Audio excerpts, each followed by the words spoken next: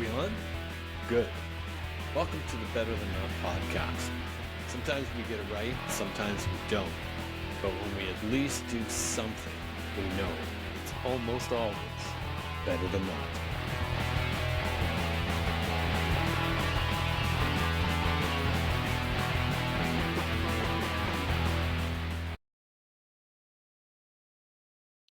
Hi there, and welcome to Better Than Not, the podcast that aims to capture shifting perspectives and thought-provoking ideas in conversation while asking the question, is anything what it seems? Based on my series of Changing Frame of Reference, which you can read on the Substack app, and I hope you will, as it might give you some insight into what the podcast is all about. I also hope you'll subscribe to my YouTube channel, Better Than Not, so I can continue to bring you great guests like we have today. I'm your host, Doug Gardam, and today it's a pleasure for me to welcome back friend, scientist, entrepreneur, thinker, Blake Steele. Blake, welcome back. Doug. Good to see you. Good to see you too. I was going to say the last time we did this, and it's funny how our time schedules get. We were kind of compressed. We lost a lot at the beginning because of some technical problems. And then we just couldn't. And then I said, we've got to come back and have this conversation again. So welcome back, and glad you can fit it into your schedule. Thanks for having me. This is great. Well, there were so many things that we talked about and touched on a little bit, from your background as a scientist into, I'll say, like nuclear physics, to our music world, to some of the memories we had. Blake was actually one of the members of the first band we put together. Yeah. So that's been kind of a cool thing to reconnect. I didn't mention you were part of the movie industry for a number of years as well, right? Yeah. I ran Pinewood Toronto Studios, the big film studio on the Lakeshore in Toronto, for about 10 years.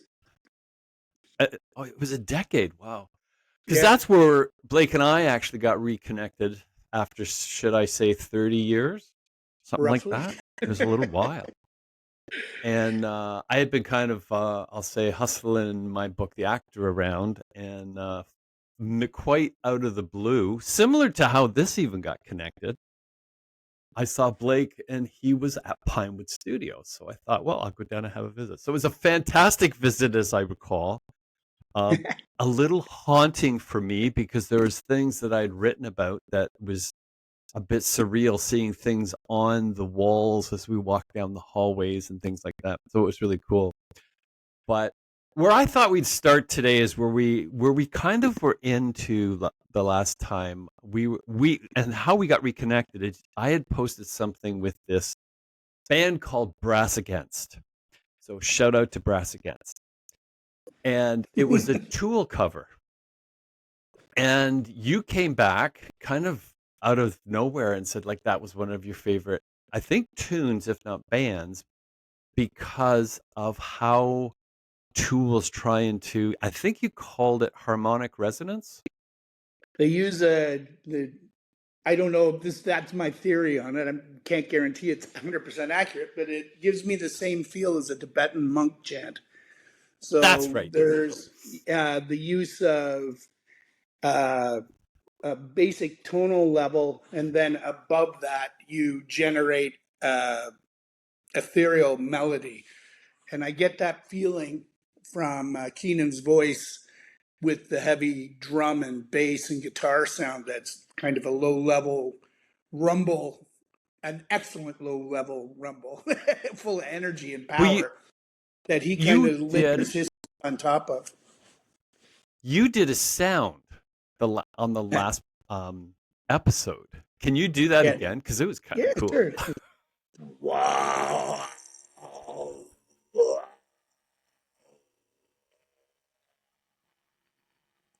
So if you imagine 12 to 40 people all doing that, and just by pulsing your voice, you create a melody in a harmonic resonance zone. It's very cool to see live. It actually blows your socks off when you perceive that melody.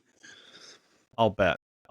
And it kind of like, I went back and listened to some of their songs, and I think you're on to something that I don't know that they're necessarily aware of.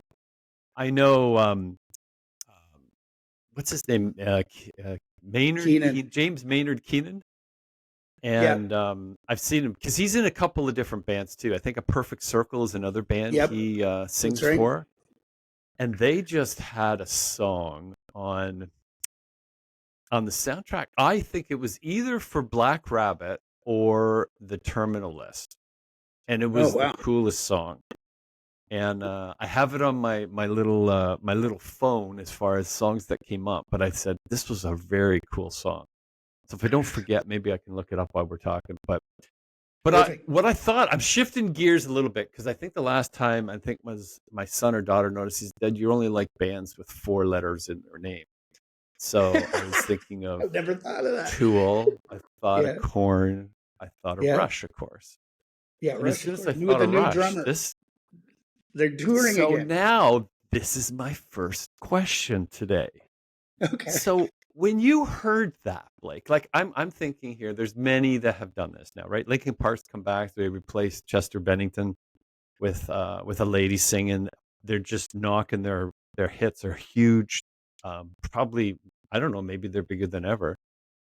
How Hmm. did you feel when you saw this announcement that Rush had picked a new drummer to I play loved it. as a band? I think it's Cool. amazing. And I'm not totally familiar with Anita. Can't remember her last name right now's work.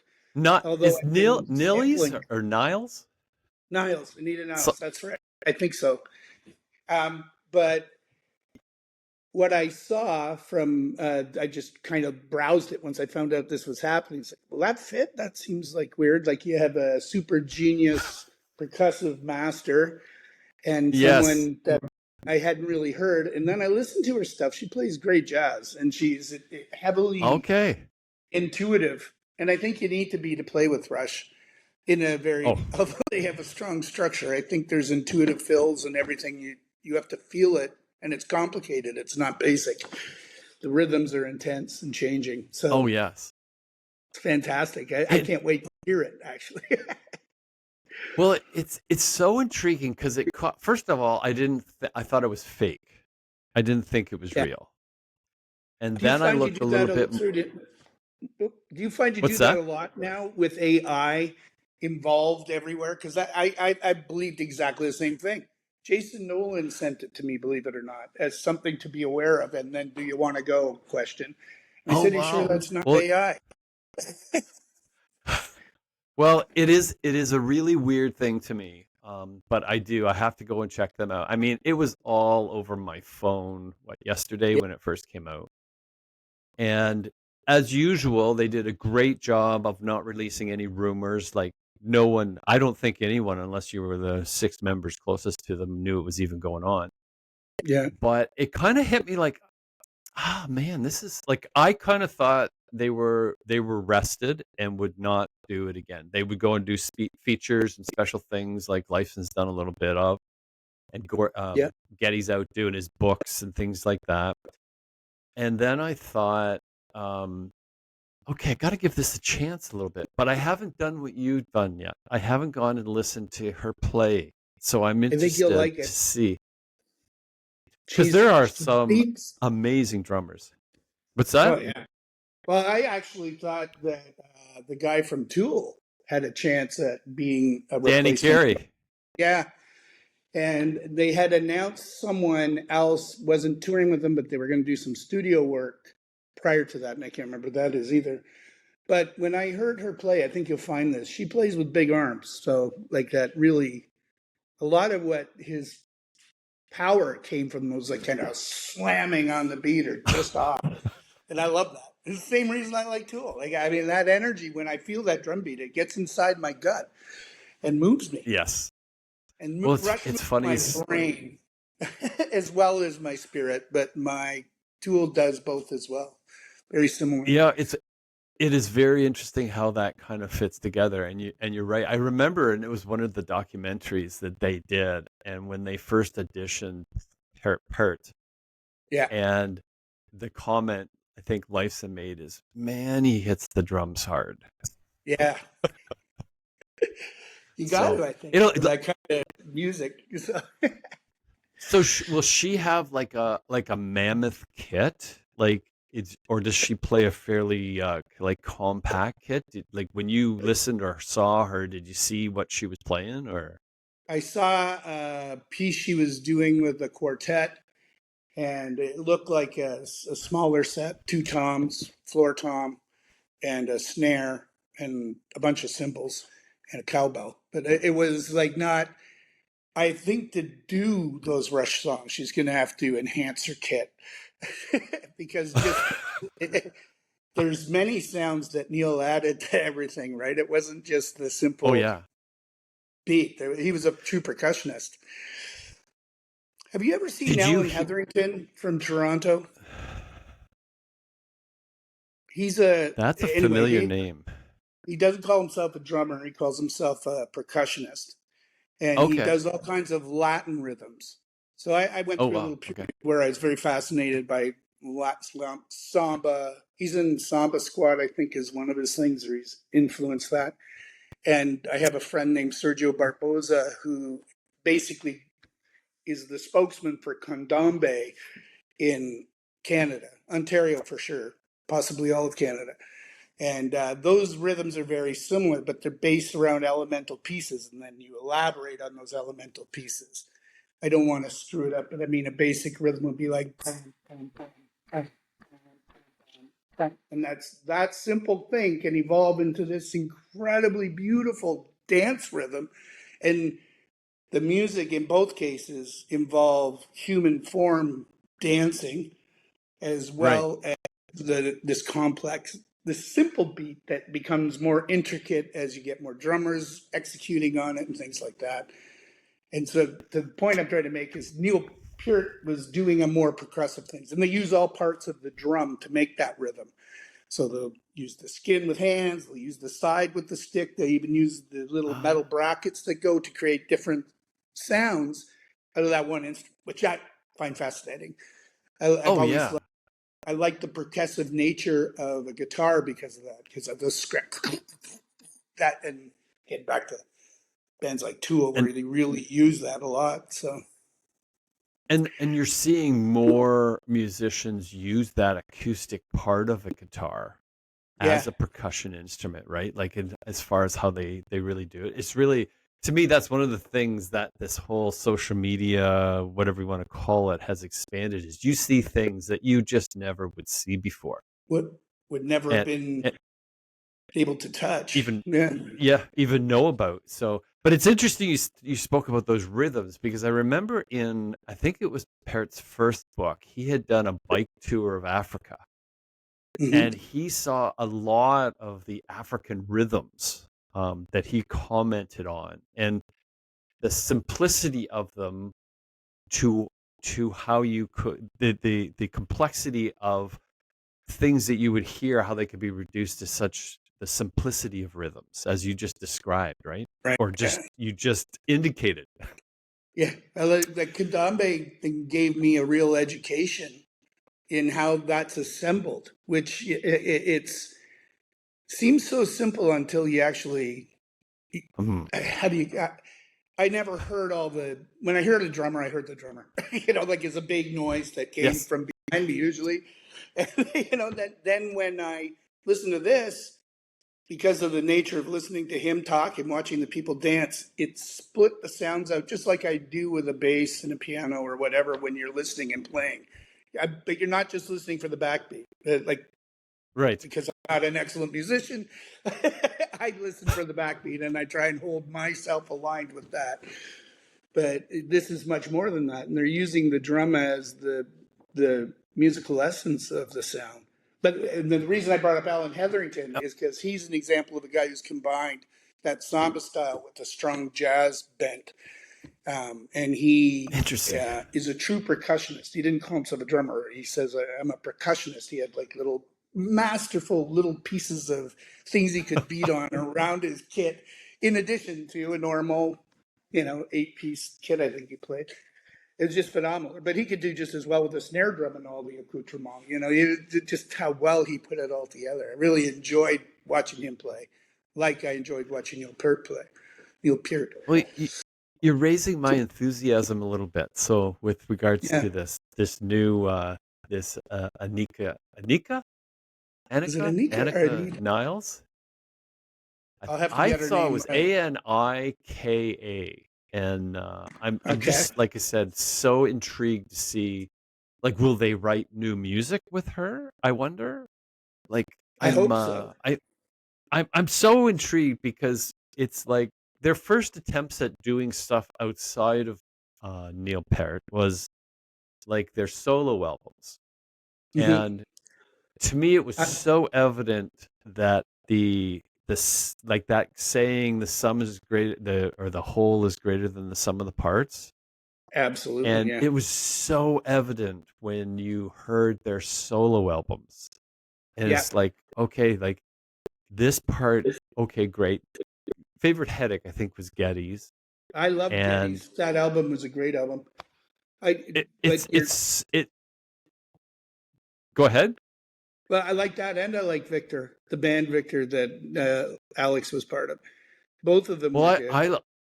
I love the singer he chose for some of the songs from I Mother Earth, right? Yeah, for sure. Yeah, In fact, there's a band that I think still sits unrecognized quite a bit. So we because have they so had much some, talent in Canada, man. oh I, my, I mean, specifically out of the Queen Street era, where people they were popping bands out of there oh at a yeah. rate beyond anywhere. Well, it's interesting because I was comparing this a little bit to the recent, shall we say, resurgence of the Tragically Hip. Right. Um, the great success of their episodic documentary that was put together by Jake Gold, right? He produced it, Mm. and I think it was Downey's brother directed it. Yeah. Um, and and it's like it's kind of I'll say brought them back, and I was wondering would that have had any influence on their decision to kind of move back because Mm. I mean, they're an iconic. Well, they're Russia's an iconic international band, but they still are very strong in their Canadian roots, right? For sure. Yeah. So Very it'll much be. in their nature. I'm so intrigued to see what this actually all comes out to be like. So it's like I mean they'll record something I hope with her. So we'll be able I to hear hope something. It's not I don't think it starts till June of next year, right? that's right. Toronto. It's I don't have the exact date, but I'm going to go to that show. That's like I'm going to do whatever. I've raised hell and high water to get there. So, well, you might want to connect with our friend Craig Collette does he have like because a no badge? doubt. He'll be in there What's for that? sure. He'll be in there for Well, sure. that was we. I went to the last show of Rush with Oh him, wow, and we brought our sons, and fantastic! it was like I don't. Did you see that last tour? I saw the video footage of it. I didn't go to the actual concert. Because I I thought it was wasn't. such a cool idea to be take it from where they had reached, where they were, and every set go backwards until they ended up in the high school gym Yeah, with amps on chairs. And you and I can remember that absolutely. In people's because we basements, did all that. garages, the lamps on chairs. Yeah, it was just kind of funny to see that. So I'm glad I asked you that question today because it's like I was really mixed and kind of thinking, but I do think yeah, this could be a whole new era, right? I Because hope it's I hope they create together because I think it'll change the dynamic of the band a bit and um, really, I think it'll bring a new element to it that wasn't there before. So not no just question. obviously, but I mean having the same energy. I hope, but maybe with the addition of not only a different drummer, but a female drummer, a different perspective onto that heavier sound. You Oh know, yeah, I no, like that's I like women players in hard rock.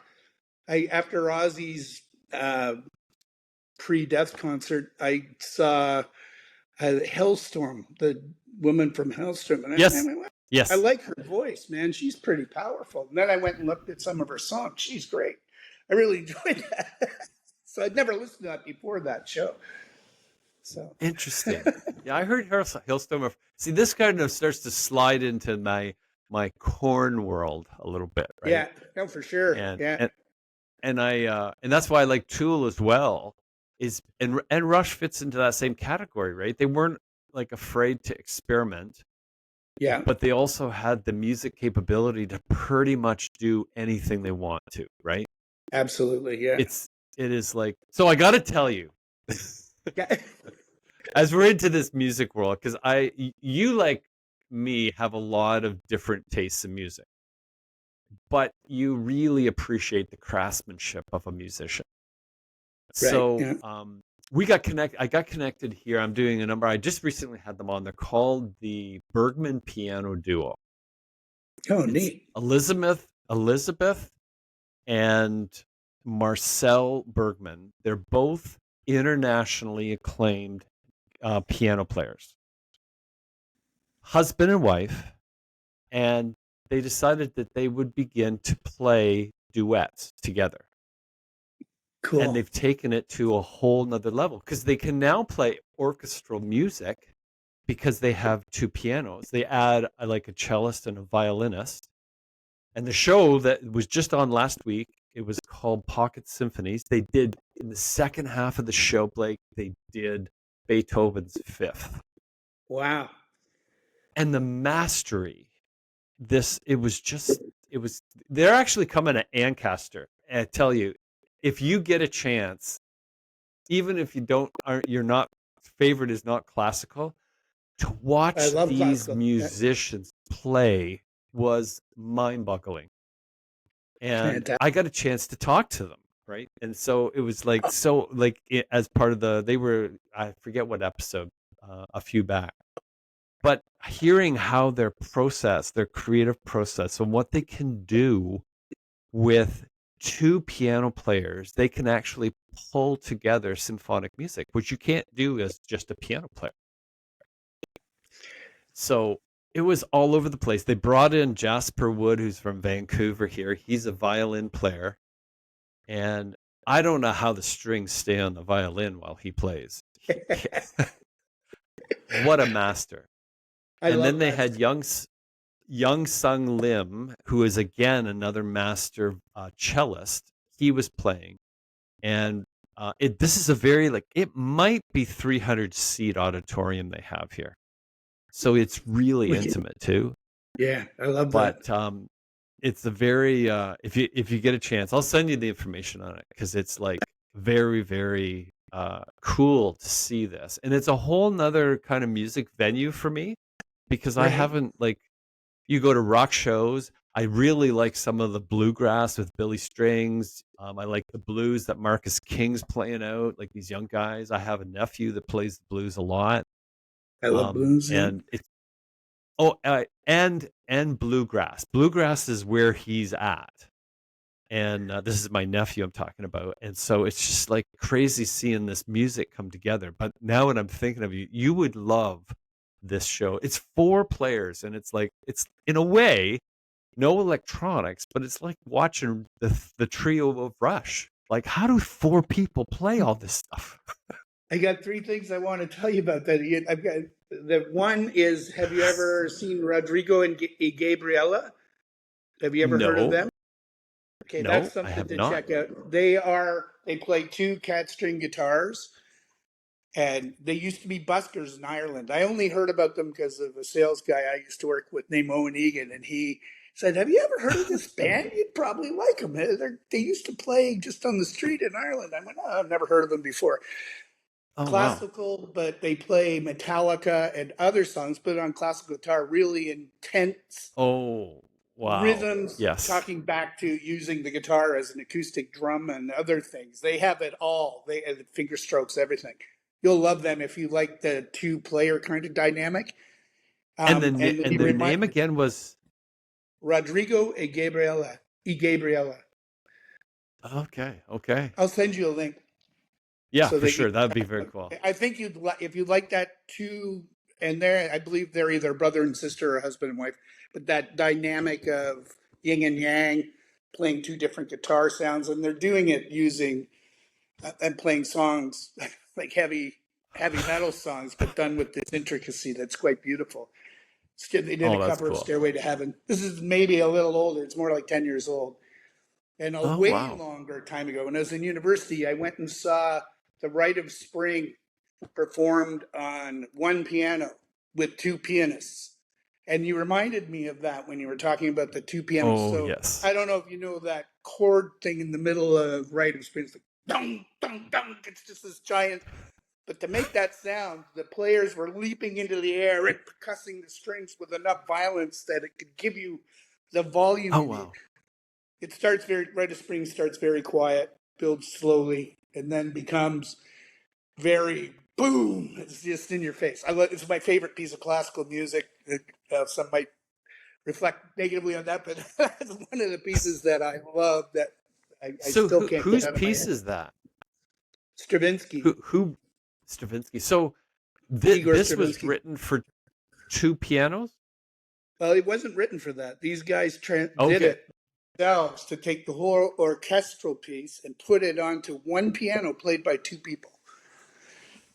So this is the cool part of this to me. So they Yeah, both played the same piano in the Bergmans did as well. couldn't it be funny if it's the same people? It's just years later. Well, I was gonna say, Elizabeth is from Calgary, and Marcel is from Germany, and they met, Hmm. I believe, in Germany. Is how they came together.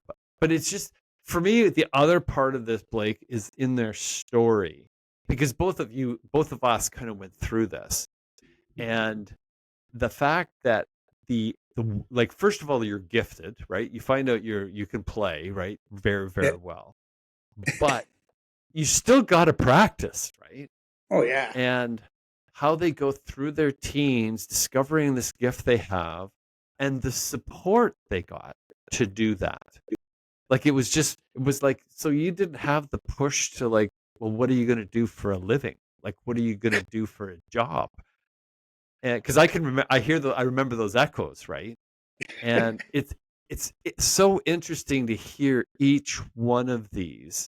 And Hmm. often they will have parents that are in that musicians or in that art world.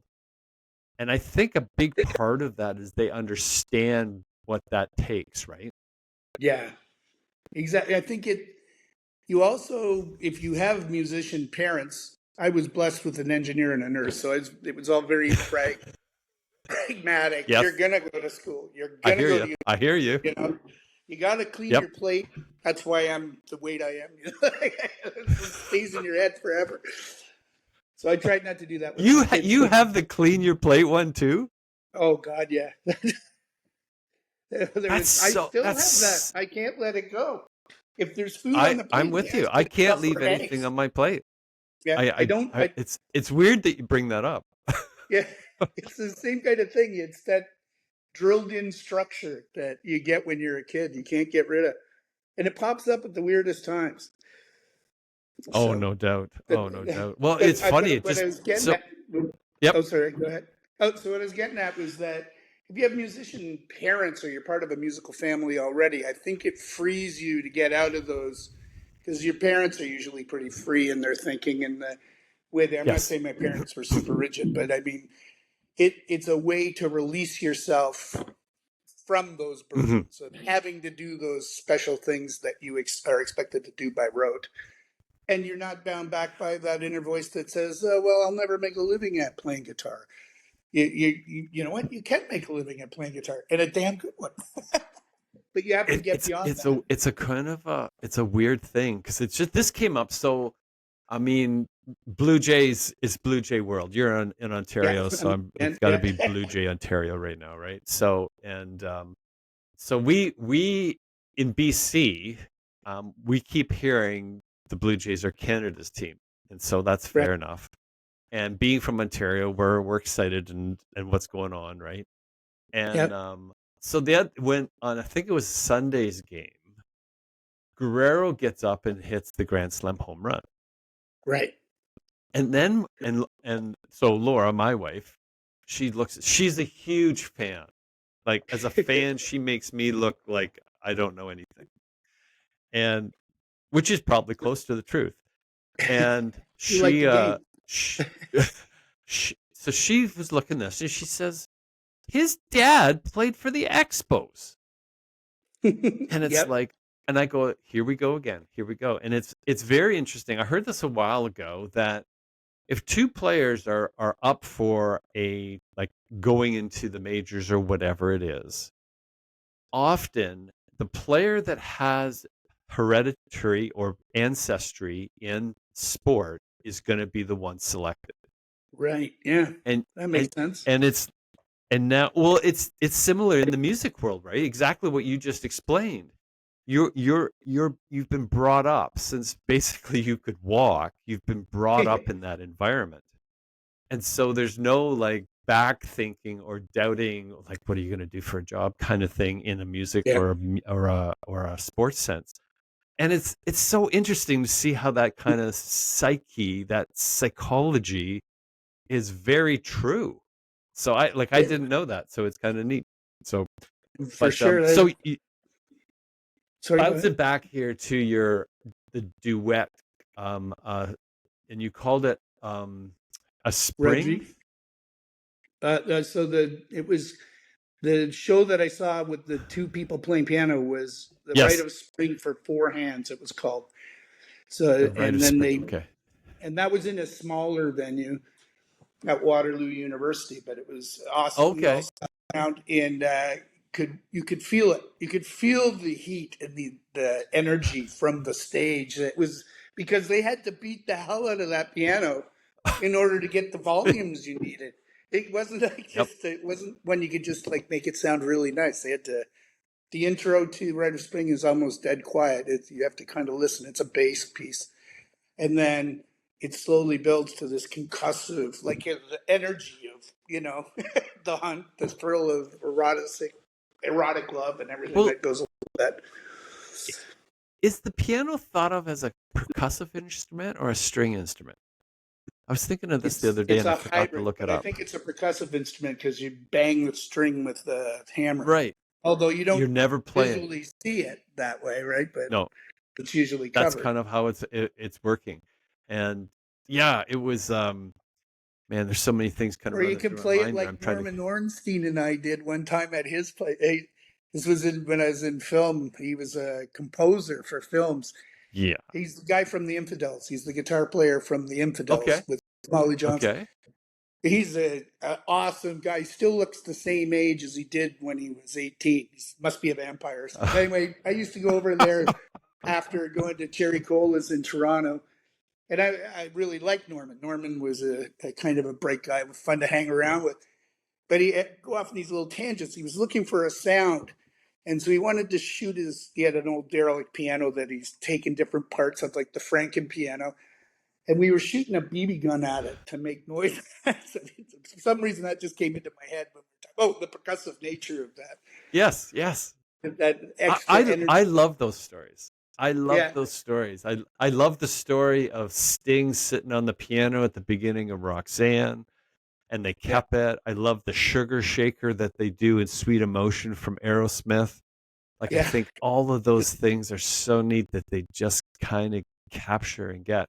One of the things I also thought, so this is the bizarre kind of thing. I'm watching them going like, and I asked them after the show, I said, like, so who chooses who's going to do the pedals on the piano? Like, who does them? Like, because yeah. they both can't play the pedals, right?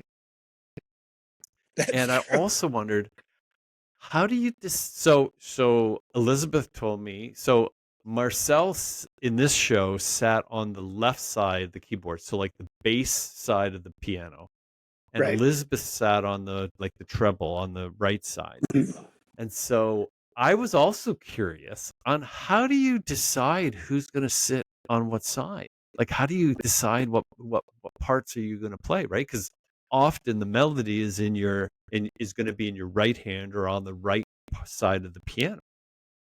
And she said, "Well, we sometimes change, but most of the time I take the right side of the piano because that seems to be generating a lot of the." I think she told me it generates the melody but there's also the physical part of the bass that is a bit stronger often in music.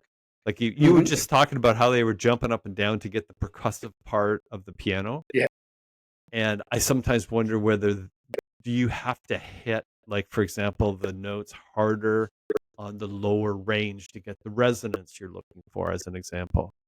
probably. Yeah, I imagine you So do. I was just like fascinated by how this kind of comes together. And then they also, by and large, know so much of the music history behind the pieces.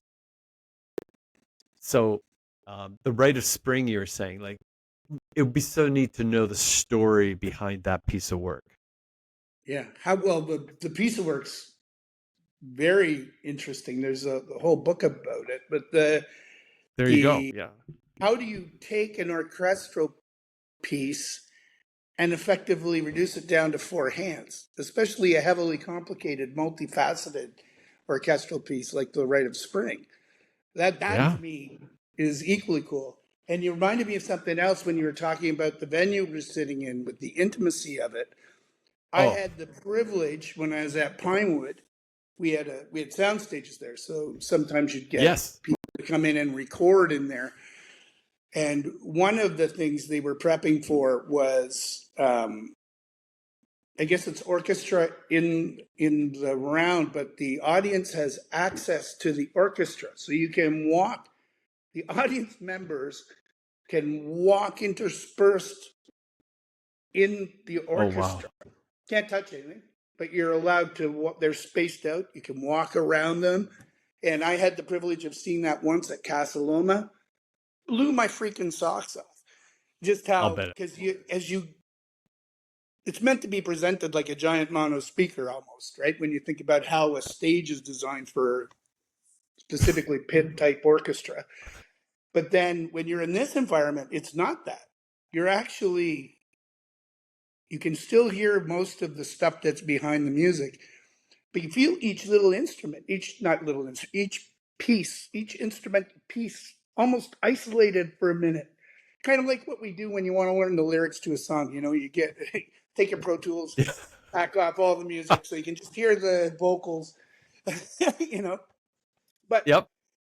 it was so bloody cool. I haven't been able, I haven't seen that done again. It might not have been successful. Those are very expensive instruments. They probably don't want people too close, or if somebody fell or got Oh, drunk, yeah. or probably high risk.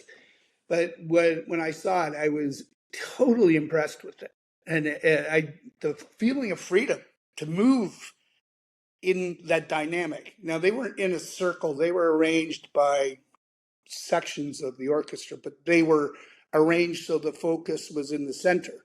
So you'd walk, Okay. and yeah, it's hard to explain how Wow. it was laid up, but you could walk through it and pick your section, hear it go, and it really interesting to feel how what it gave me was a depth of the complexity of orchestral pieces split down. Like your individual piece might not be that complicated. You might play a boom Right. on the timpani drum twice in 20 seconds in a piece, right? But knowing when that has to hit, knowing it has to be right Yep. there, and without it, the song doesn't work.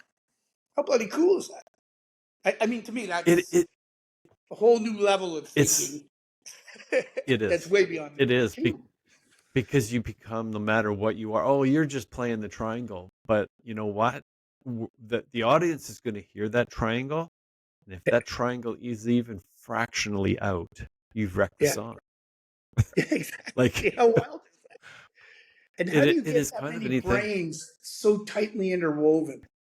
Like, Well, this is the part that I think, and where we started with, these bands that have been together for so long, and like a couple being a duet, like they live together, they breathe together. It's like, how connected do they actually get that's even beyond them? That they, right? like, Yeah, when you think of bands, like, I think of U2, I think of the Stones, I think of Rush, like, that have been together, like, how they haven't killed each other is amazing, right? Like, they really have had, they're a marriage, right? yeah, And like it's almost like they would know whether they like it or not what the other's almost thinking before they've spoken, right? Exactly. And then what that brings about. That's why I said earlier on the whole is greater than the sum of the parts, because Absolutely. that kind of comes together in such a large way that it's unmistakable. When you were saying that, so this is one of the things that I think is really neat. And this is the intimate setting again. And I don't know whether you'll be able to remember from like, your experience of walking around this group, but we sat above the stage in the second half. So we moved up to the balcony. And when I say balcony, we might have been 15 feet away from the performers above them. Like it was still pretty Right. close. And one of the things that Laura commented on is she said, I can hear them breathing. Awesome. And I later asked, and they said, well, that's an important part of this performing because we use the breathing. Like, for example, the cellist, you could just, like the way he enveloped the cellist, that's kind of where it was. But you could hear his, and it was like, it's a physical position. And they were saying that they use that for timing in the music. And I thought, wow, like Awesome. how You so must, they right? become really absolutely. So like Yeah. would you have would you well you probably weren't necessarily even aware of it, but as you would walk around this orchestra, their instruments almost become an extension of themselves, right? Yeah, for sure. And And that's where I was noticing these in these intimate surroundings because I'm so used to hearing the electrification, the amplification of the music that comes through the PA system across the 25,000 people that are in the arena that are playing, right? Yeah. And you kind of miss that human connection to the instrument. Whereas in this, like they're almost breathing life into the cello or the violin. You know what I mean? Like Yeah. I've it's experienced something like that when I saw Afa Hornoy. I'm pronouncing her name incorrectly. She's a famous Canadian cellist. Um, okay. she Yes. did a lot of solo stuff just to perform full song. It was quite spectacular to listen to, and Oh, you could see the rhythmic motion with the breath and everything. It had to be part of it, I think, in order to, because that's a physical instrument. Like your arms are doing two oh, different, you know, piano's this, but that's bowing, fingering, all kinds of different things. To me, it seems, and you're controlling tension, and it's real oh easy to, yeah. so just how powerful, if you want it to be powerful, you can really wreck it. You have to be right on it. It's not like with a guitar chord, where you can just grind one off. You have to still work it. Yes. It's Well, more, this more, is what I mean. Like it's such a different thing to witness yeah, that and not one's better than the other.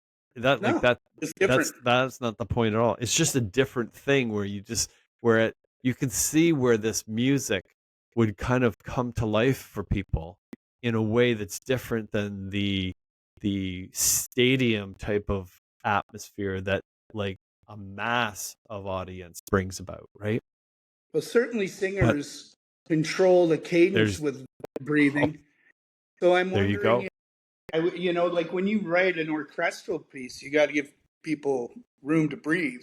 You can't have a trumpet player riffing for the Yep. next 20 minutes straight without a break.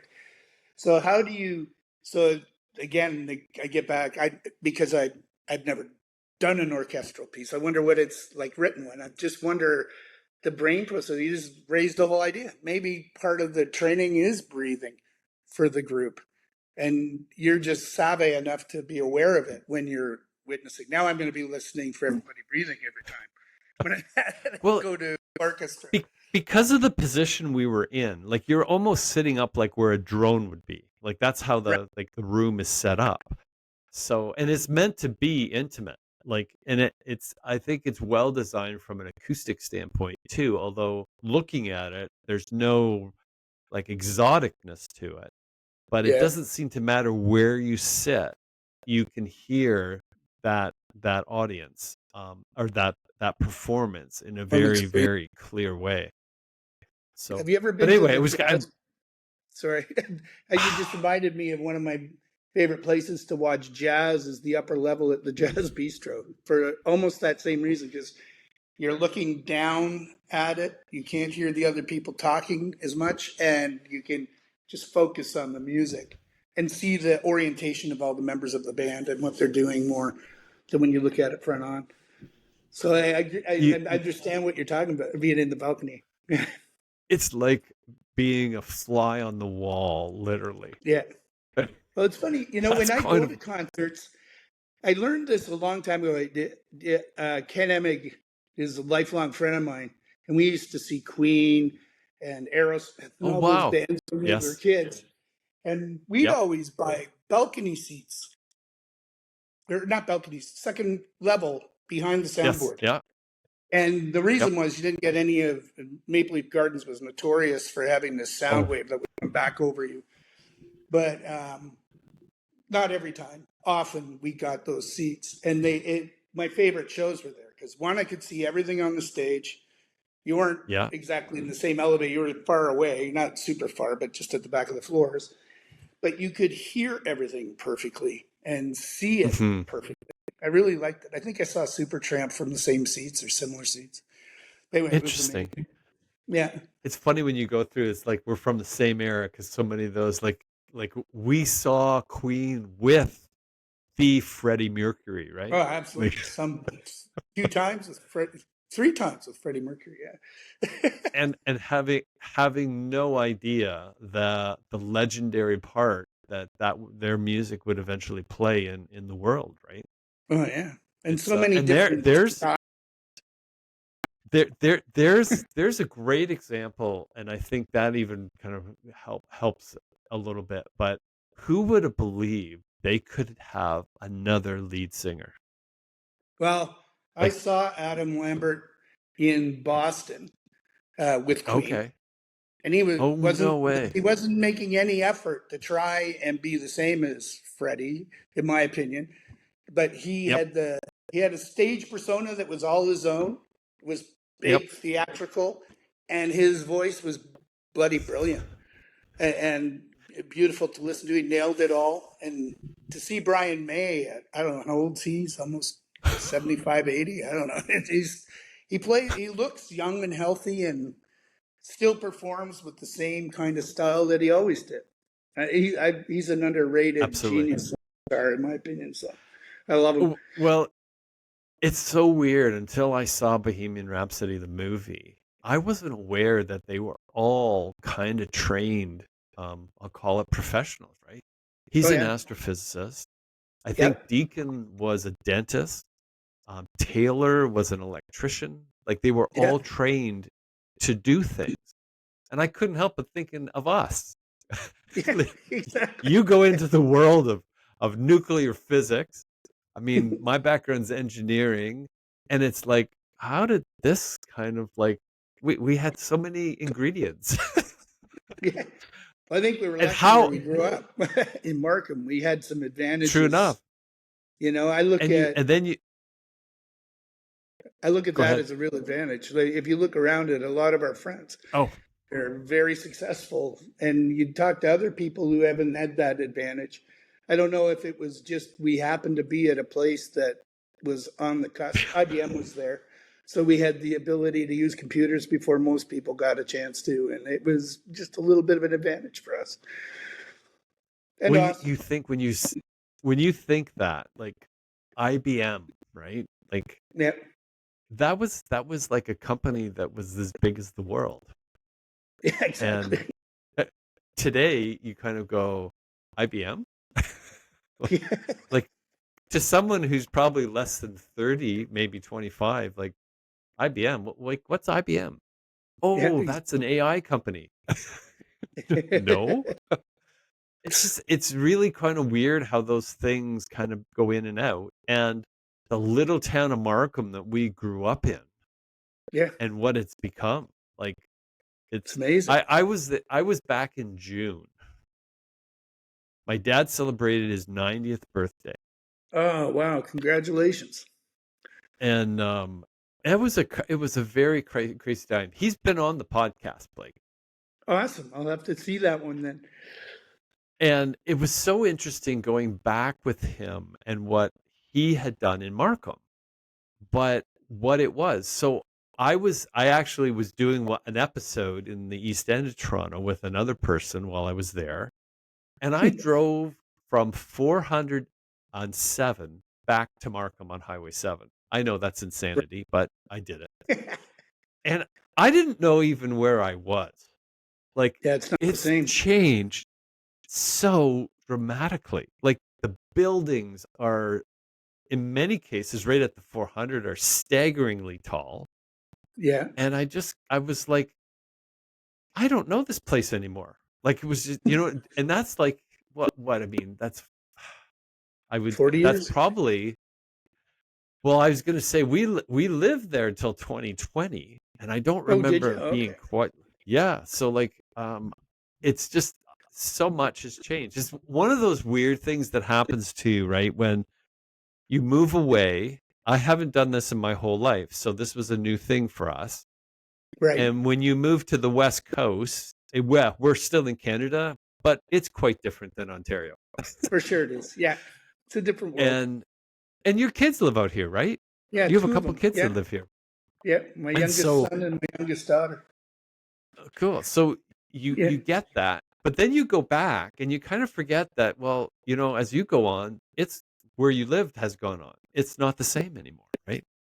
I experienced And that when I it's worked at ACL because I left okay. from Markham and Unionville um, mid, no, early, no, late 80s. So 89, I went up to ACL.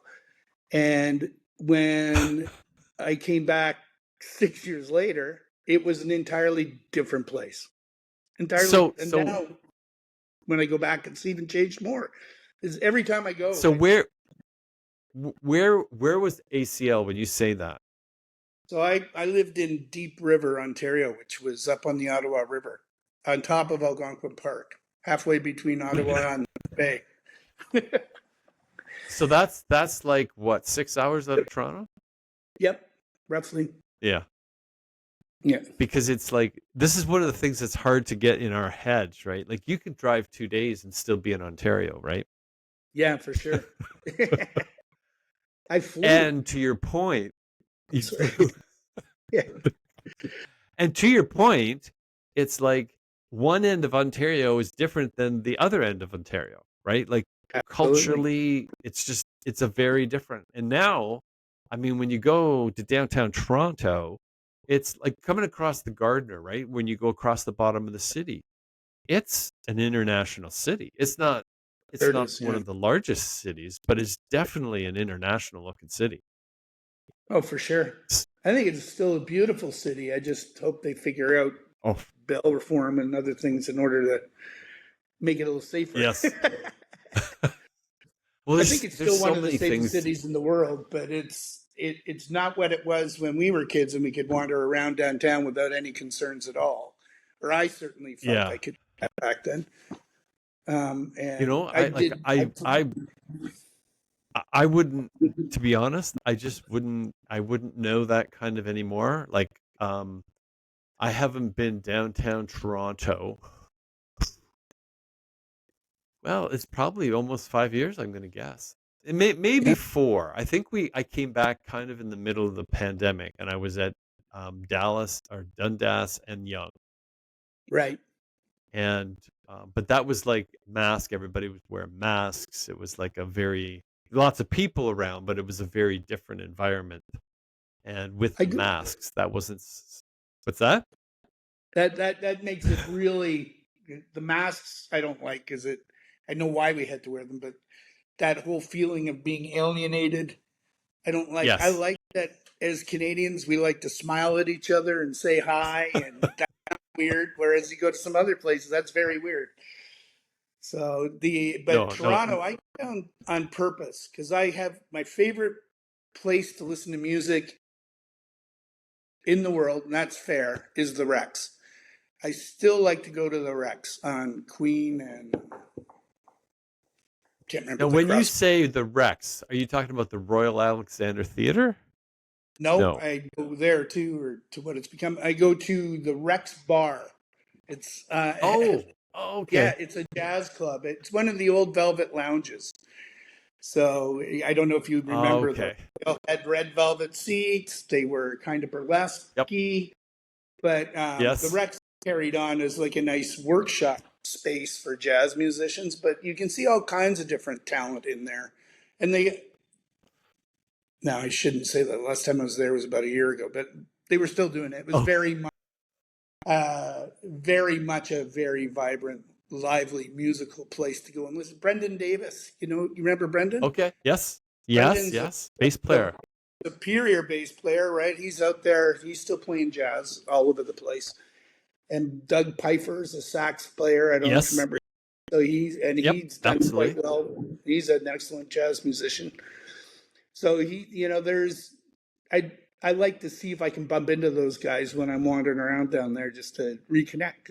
I love the sound. I'm not that level, but I certainly love to listen to it. But the whole point is, I still go down to see music, plays, Okay. but I really like to be able to come back where I am. Like, I'm Yes. looking out Yes. right now at a lake with my boat bobbing by a dock. I love that. I want to keep doing that. And But I and do you're like to having go. a pretty good stretch of weather right now too. Like we're Oh into man, this October has now, been right? the whole summer has been amazing for from a nice summer weather from a drought conditions. We're drought ridden up here. I don't know if you're Oh, noticing it really? out west. I have 36 acres in the back here that is Yeah. marshy wetland, and that's basically dry right now. The water's all gone Oh, from there. wow.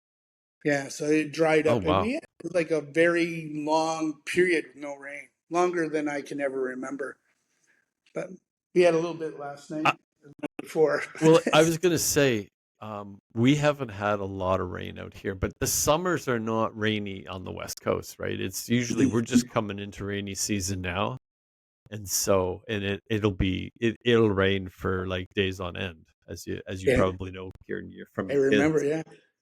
Well, I So flew across Canada with a guy named Ken Fowler. He got killed a few years ago. Really awesome yes, dude. Best natural your pilot I. timing is unbelievable.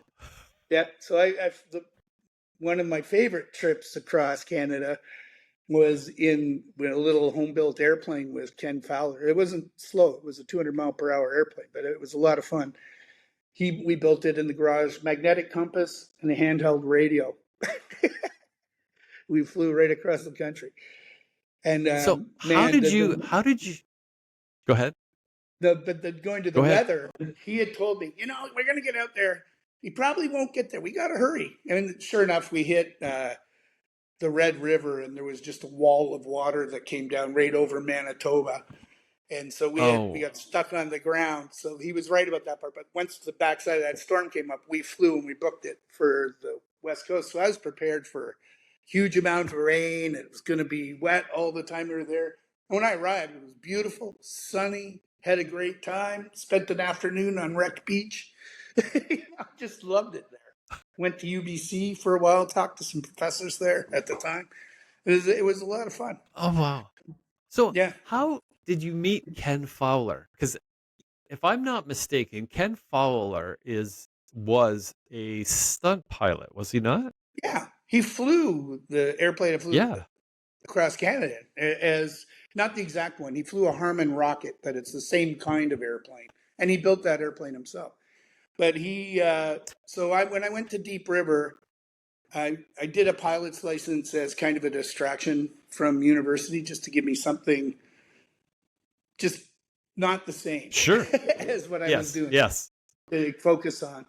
I love flying my whole life. I can't fly anymore, but then when I went up to Deep River, I was an active pilot, and my nature is to get involved. So I joined the Pembroke Flying Club, and I don't know if you're familiar with it, but Pembroke, Petawawa, Chalk River, and Deep River are all in a line along Highway Yep. 17. So he was based Yeah. at Petawawa. He was a flight engineer, and I was at ACL, and I was the vice president of the flying club, and he was, I think, the treasurer or Okay. something along that line. And we had one little rental airplane between about 20 guys, but Ken and I were one of the two people who flew the airplane all the time. So we had a lot of fun, and we flew together, and that's Oh how we wow. got. And then he said, "Come on over." We had kids the same age. So he said, "Come on over. I'm building an airplane in my garage." I went, "Oh, that's really cool. Let me see about that." So I went and he said, "Here, hold Oh this wow. bucking bar." So I held the bucking bar for about 250,000 rivets on the airplane. So when he did his Oh test flight, wow. I was at the airport cheering him on. And then he said, "Look, I'm going to fly this across Canada. You want to come with me?" I went, "Absolutely. I won't miss that for the world." So I booked it and went. No way. Yeah, it was huge fun. So, Great guy, though. you you got your you got your pilot's license, but you don't fly anymore? No, I had a blood pressure issue that wasn't predictable. So even with drugs, it wasn't Oh. controlling it very well. And because of that, I just Ah. I just didn't ever want to be the grandpa who Yeah. knocked off grandkids. Had a heart attack, and then the kid Oh. sitting there trying to figure out how to land a plane. But I loved it. I still Oh, love it. I'll that's go back once I can get my blood pressure under it's under control now. But I mean, it's now many years after the fact. So I'll go back once I s- can. so you will fly again is what you're Oh yeah, saying. I got to go do the Oh, license again, but it's not hard to do. It, so flying is 90% learning when not to fly. well, it's funny. I came out here and I met this guy, and he had this idea. He says, if we get to live between 80 and 100 years old, um, I'm halfway there. So I've done my half my life. And so for the second half of my life, I want to fly. And so he got his pilot's license, he got his whole thing, and he now flies for Ken Borat Air. You probably heard of Ken Borat. Yeah, And he flies for them. And he's stationed up north somewhere, not in Inuvik or something like that. awesome. And I think he flies literally. I think he's there 2 weeks, back here 2 weeks. That's his whole course. But he didn't start doing this till post 50. And he That's said, amazing. "That's what I can do." And I said, I "I still love love it. I this." would go back I'd go back right now if I had um, if I was certain I'd be able to continue doing it. I love it. Still Well, flying my I hope dreams. you can. Yeah, Oh, I'm sure I can believe it. So, what was this flying across Canada like? Because you're not flying awesome. in the like the Air Canada flight that you're pulling out of Pearson. Like you're kind of probably, are you flying airport to airport, so to speak? Like is how you Kind of. put You that do. together? Yeah, you go about four. We do about 400-mile legs, 400 Okay. nautical mile legs. It was fairly reasonable flights, but we were doing 200 knots, so it was 2 hour flights, A to B. Okay. But that gets you pretty far pretty quick. But you could have Open fun. air? It wasn't open air, but it was a bubble cockpit on the airplane. It's an RV-4 that we flew across Canada in. So I was building an RV-6 because when Ken started building, I thought, I'm going to build one too. But I learned quickly that I much preferred flying airplanes than I like building them. I hated fucking work uh for hours and right. hours, but it's a different kind of pleasure from it. But No doubt. riding in that airplane, I navigated for most of the flight because it was Ken's new airplane in his flight. But we had a blast. Now I'll tell you one story with that. We landed after we had to divert because of the rain at the Red River. That was the biggest storm that ever went through there. I'll tell you that story first. So we Wow. left Kenora. We looked at the weather, and I looked at the weather with Ken. I said, "Ken, I don't think we should go there. We're not going to get very far." He goes, "Oh, we got to get as far as we can." And I said, "Well, that looks like a pretty big system. Like the Johnson goes all the way up and all the way down. It's a wall of water coming towards us." He goes, "No, we Oh can do it." man. So off we go. I trust Ken's instincts. We fly for about half an hour, and we're flying down the front of a warm of this giant front that's moving in. And as we're getting further, he goes, I think I can see a way through these clouds. I said, Ken, there's no way through those clouds. We need to land. And so, as we're saying that, Oh, the weather wow. came down. What can happen when you're flying is sometimes you fly under something and then it settles behind you, and even turning around is hard. The normal thing you would do is turn around, go back where you came from, and land, wait for the weather to pass, and go again.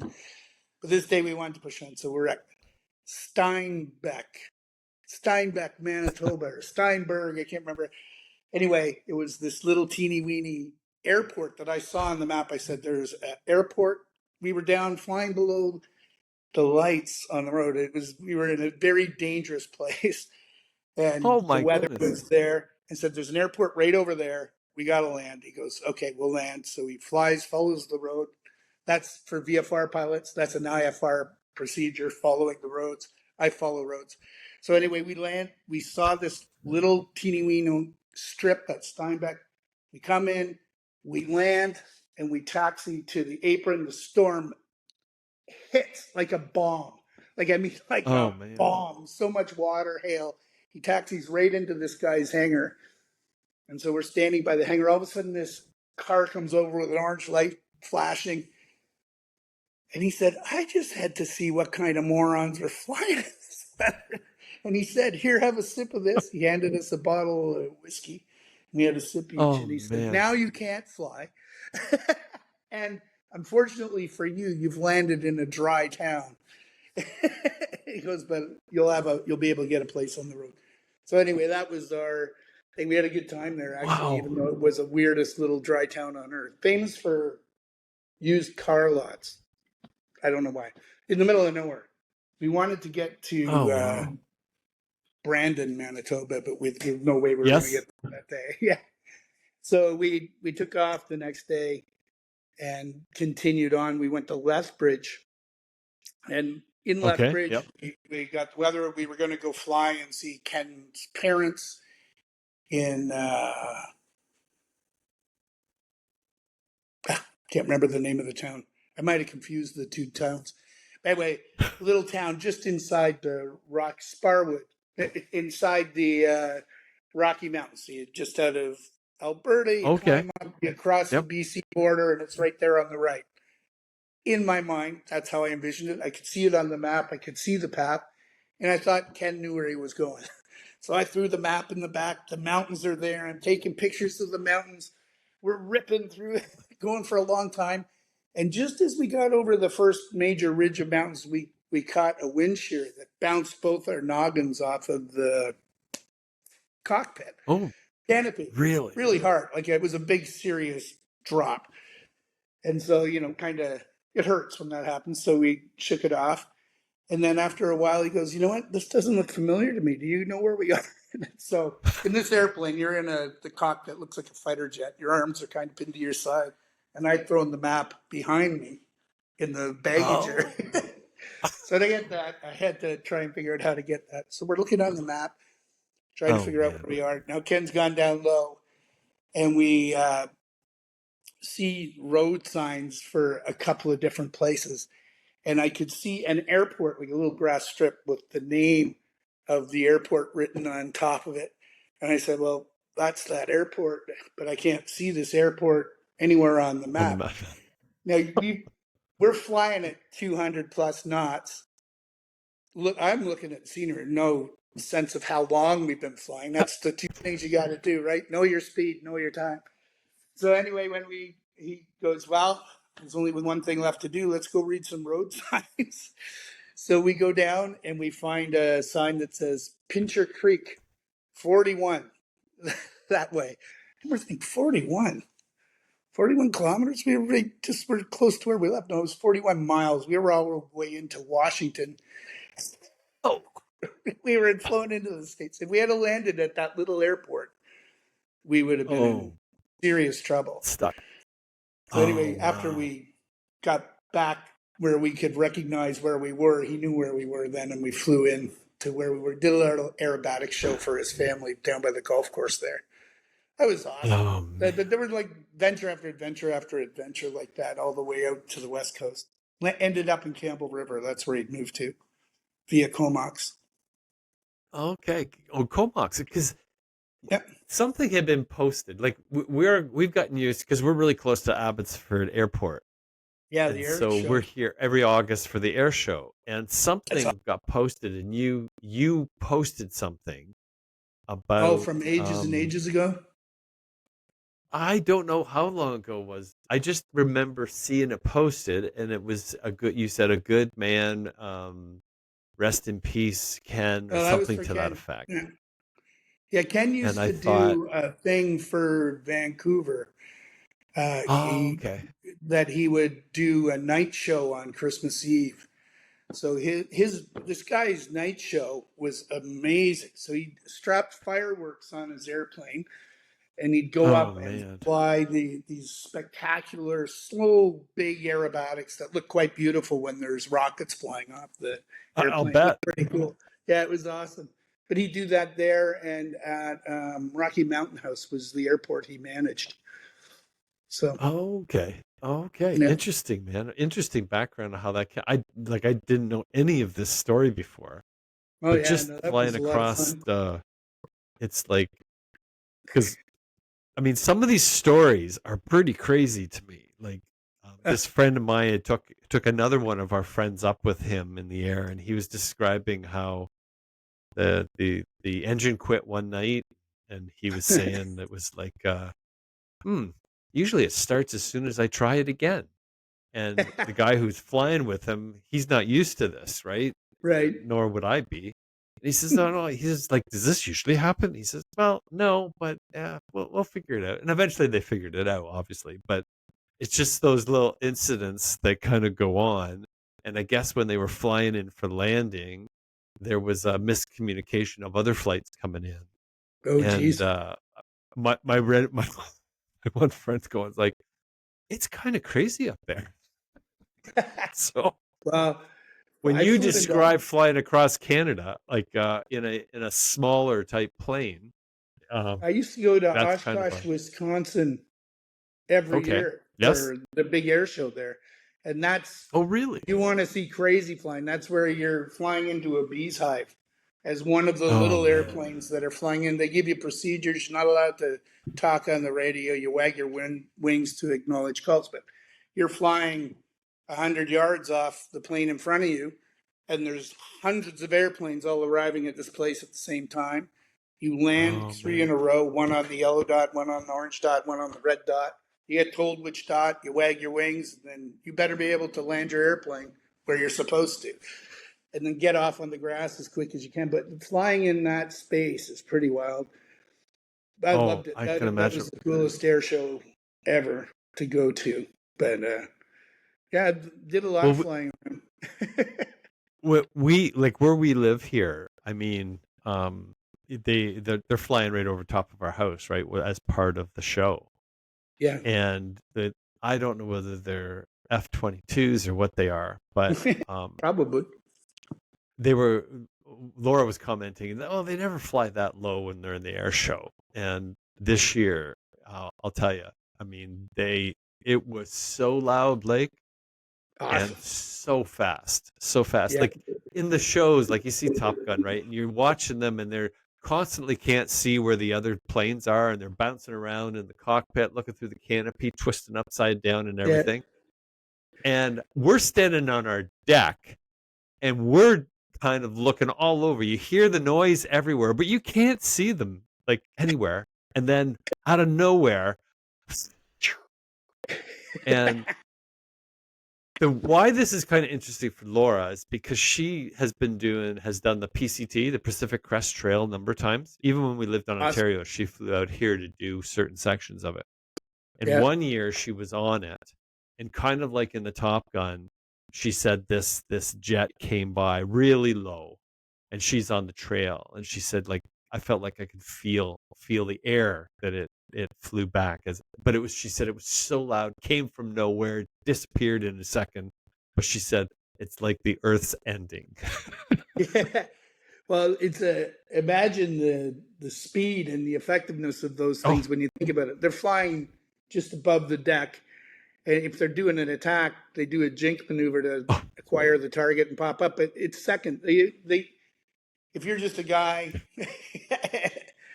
living at your house and there's about it's must be terrifying for that kind of Oh, stuff. I love watching those things. I love the power. And there's something super exciting about oh just being yeah. close to that much power in one little device. I love Oh, it. it's well, well, this is where like when you see and you kind of read about like I read have you ever read any of Anne Jacobson's stuff? I think uh, she goes by Annie Jacobson. She wrote no, I Area don't think. 51, and she Oh, wrote a book about Project Paperclip. oh, wait a minute. Maybe I So, have. oh, she's an investigative journalist out of Los Angeles. Is she Annie, on? loved. Is she one of the people on the Ancient Aliens show? Is she a She unique might have looking lady? Yeah, with glasses. glasses and curly hair. It, yeah. I wonder if I because don't her know that name's she. familiar, but I don't know if I've read her work. I might have So seen her she on wrote that this. show. She wrote this book. So Annie Jacobson, if you're listening, I'd love to have you on Better Than Not. There's you go. Shout out. But the first book I read was Area 51, and I'm not a real big UFO person. Like, I think things go on, but part of the book that she wrote about was how I'll say, the staggering number of UFO sightings that began to happen after the U.S. decided to, rather than, I'll call it, target and bomb Russia, they would fly at 70,000 feet and spy. And Hmm. they developed like the SR-71. There was numerous craft where they could fly at Mach 2, 3, 4, 5.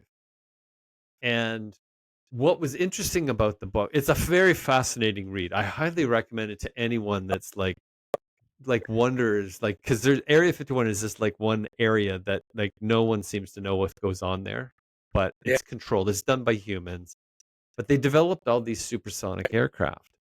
And when I think like you see these like during the air show and how fast they go across the sky, and they're not breaking the sound barrier. they're speed limited. And Yeah, they can go yeah, fast. and yeah, yeah, they can go faster. Yeah. But you think that is going fast, and then you think, well, what's 2.5 Mach 2.5? What's Mach 3? Like that must just like pass through the sky almost instantly, right? Like in front of you. Well, it's funny And you say that's that. what I talked to a guy named Jim Beatty. He's a famous airplane designer for Grumman Airplane. okay. I went to Yes. Oshkosh, and he built a home built airplane that could go supersonic speeds. So Amazing, eh? yeah. So you're not allowed to do that, but that No. airplane could do it. Yeah. So when he was doing his talk, people were asking him, "So, well, what's it like to go through the sound barrier? Because there's a whole bunch of Yeah. mythology around it. You actually just penetrate through it if your airplane's you're kind of aware of it. The shockwave moves by, but other than that, there's not much difference. And when you're flying supersonic, generally speaking, you're way up high. So your perception of Yes. speed is much different than when you're Good close to point. the ground. So 500 miles per hour close to the ground is terrifying. Tell me Yeah, about this. 200 miles per hour close to the ground is terrifying. Oh, Like there's a thing that happens with your vision, and yet I've only learned this because that flight across Canada, Ken Fowler took us down in a groove in the oh, Badlands, and we were flying some of the river valleys through and you're right down, and you can't focus in your peripheral. So you're used to seeing things pretty static in your peripheral vision, even when you're right. driving. But when you're going really fast, that becomes a blur. Just it looks like this at the side. So very quickly you can Oh, only focus in front of you. And I've heard F1 drivers talk about that too. That there's a very yes. narrow space that you can really stay focused on. But anyway, I can't even remember why I went there. No, well, I mean, part of the discussion is they decided to, and this is part of like I don't know what they call it, the the blacklist program or something like that. Yeah. And it's all written up in this Area 51 book. She had some connection with some high-ranking retired lieutenant Right. that was family related. So she was given some, I guess, inside information or stuff that had been released. But the decision was to fly at 70,000 at, I think it was Mach 5. So it Right. exactly matches what the point you're just explained. Mm. But she was saying that it was interesting that that was happening at very similar as they developed these high speed aircraft, that the UFO sightings started to happen. And what's really to me interesting is you could say Mach 2.5 very easily, but that's 5 times the speed of sound, right? Or no, Yep. 2.5 times the speed of sound. But it's probably close to 5 times as fast as we see most aircraft fly, right? Like Yeah, pretty it's close. It like changes it's a with lot altitude, more. the actual speed you're going. As a lot of people don't, Yes, speed is relative to the air, or Mach is relative to the air pressure around you, not an actual it is a right. physical, but it's relative to the air pressure around you. So when you But think about an she F-18 doing 1,800 miles an hour or not, that's pretty bloody fast. And oh my goodness. those kind of things. So when you or a F-15 that can even go faster. They're super fast airplanes down low, not with the Oh advantage of yeah. being way up in the stratosphere when they're doing it. That's a lot of And horsepower. well, what she was correlating was the timing on this that was under, like, no one knew it was being done. Um, that was it was times similar to these descriptions of UFOs, that how they would just disappear, like they would Yes. just like instantly move. And for that reason, it's such an interesting read because it's brought a lot of factual stuff into the play. She was one of the people that kind of recognized back in '38 when George, or what's his name, Orwell, did Yep. War of George. the Worlds on radio, right? Yeah. And how it terrified that part of the states that it was heard. They thought it was very, very real. And Yeah. they were leaving their houses in droves, like it was a spectacular. It's hard for us to imagine that you listen to the radio and you believe that, right? It's kind of where Well, we those started today. Like, technologies, when I saw the stealth fighter, they call it a stealth oh fighter, it's really a bomber. yes, They when I saw that for the first time, um, it didn't look like an airplane, and it didn't even look like it no, should fly to me. Now you look at the YF-22, and they have vectoring nozzles, and that airplane can do stuff that only STOL airplanes used to be do, or VTOL airplanes, vertical takeoff and landings, and they can do it with yes, force. So they can fly at high speed, pull the nose up, basically dynamically brake, stop, spin around their nose, acquire a target, fire, take off, and then wow, go be going supersonic in no time. But now you're looking at some of the next generation fighters that can go even faster, don't burn anywhere near as much fuel, or just the technology is oh, getting there. But we're always aware of military technology about 10 years after it's in after. service. So Well, Area this 51 is what could I'm. be easily perceived as some spacecraft is ripping around when it's just a high performance airplane or something that we haven't seen before. And I mean, she wrote the book, what, 60, 70 years after this has been happening, right? Yeah, Like, in many ways, by the time we heard about the Blackbird, the SR-71, it's old technology, right? And we're absolutely. looking Yeah. at it as, oh my, this is brand new. So It I is can't cool help both technology, us. though. The Oh no, friction on the it's surface of those ah, airplanes mean that the whole it airplane has to expand due to the heat. And when they're taking off, or it expands, so it seals the fuel tank. So when they take off, they're pouring fuel, fuel is flowing out of that thing until it hits enough speed that it expands enough to close everything up. How cool, like, to be on the leading edge of yes. that, to think those ideas out and actually make something Oh, work. That's really awesome to me. But now when you It look is at at a it's really wicked to see the technology and how far we've gone. Now I'm a guy who hopes well. there's UFOs, but I've never seen one. But I've spent a lot of time up in the cottage with a telescope or laying back on my back on the grass looking up, and I see all kinds of satellites now that I can't imagine Yes. that if your last experience was riding a horse across a plain in Arizona and you look up and see a satellite go across, and you go, what was that? You know, but Well, you're now we're going into some so fun, such a yeah, fun area to talk about. oh, So yeah, I'm gonna go.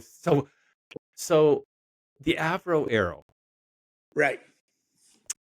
So for me, I've written a story on this. It's a Oh, fascinating, like it's almost legendary now. But it is what's amazing. your picture on the Avro? Was your family affected by it?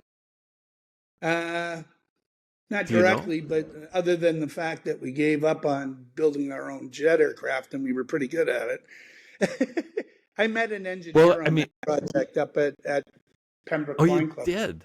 Yeah, the Ottawa airport had Yes. Rockcliffe Airport had a really, really good air museum there.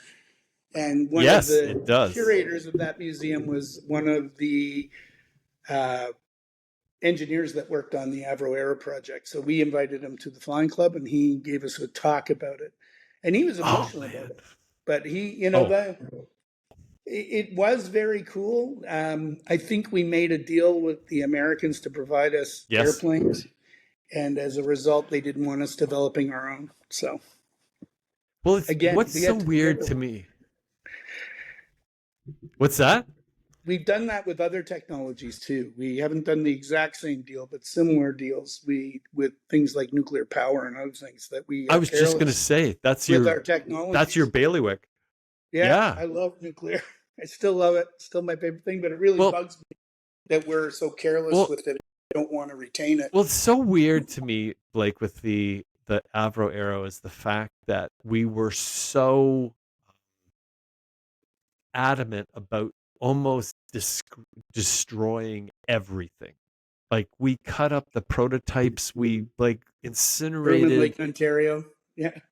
It's it's like okay, I kind of get we're not going to do the program anymore, but do you really have to go and like basically decimate everything? Like it's a really bizarre thing to like. Now it's funny that so much stuff even today comes to the surface, right? And I always kind of imagined that wouldn't it be cool if somebody had taken all this stuff and just hid it in a barn that we discover like the red barchetta, right? Yeah. From Rush. Yeah. moving pictures. Yeah. So I kind of go. I think this is going to be fun here to do a little bit, but because I've gone down this road a bunch of times. So the Avro Arrow was precursor to, or even part of, the space program, right? And we Yep. have this space race kind of between Russia and the U.S. Even though, and this is comes out of Project Paperclip, that again Annie Jacobson book, and how adamant both were as Nazi Germany was coming to an end. They were scientifically leading the world. Is how it's described, and both Russia and the Americans were going in to get all the scientists they could. That was Project Paperclip. Right. All under the scope, right? No one knew what was going on, and a lot of things were done in order. And the space race, they said, was really a German race, but because Russia and the Americas had the U.S. had gotten so many of these scientists, it became like between Russia and the U.S. So this kind of sets up for, because as a kid, and you probably were too, I was blown away by the Apollo program. Yep. Like I couldn't get enough of it. Do you remember Chris S- Little? Does that name ring? Yes, yes, yes, So yeah. Chris Little built every rocket model down to detail, and it was Oh wow. awesome. Like I built a couple, but he was dedicated to it, and he had them all. When I was a little kid, I can remember looking at them all, the whole Apollo program. There, it was really neat to see all, and even precursors, Gemini, and the ones that came after. he went. I'm sure he maybe still builds them. I don't know. He was really good at it. Pretty neat to see. Sorry, I didn't mean to interrupt. Go ahead. I, I love building models too, and I can remember doing school projects on it. Yep. So this is where it kind of, and I've written a little bit about this because it really confounds me now. So I'm throwing this out to you because I think it'd be kind of fun to talk a little bit about. So as the space program, you were talking about the satellites, right? Sure. And satellites, by and large, travel in I think the 150 to 200 mile range above the Earth, Something and I like that. think the Yeah. space station's in the same area, right? That's where it orbits the Earth in that distance from it. Yeah. And so I'm kind of going through this, and I love the story. I love it how all fit together. And then I kind of heard this story, and it went like this: is that all the work that they ever did now? So we're going back to the '60s, right? They're saying like we never really got outside of the Earth orbit, and we then went from there to putting a man on the moon, and that's equivalent.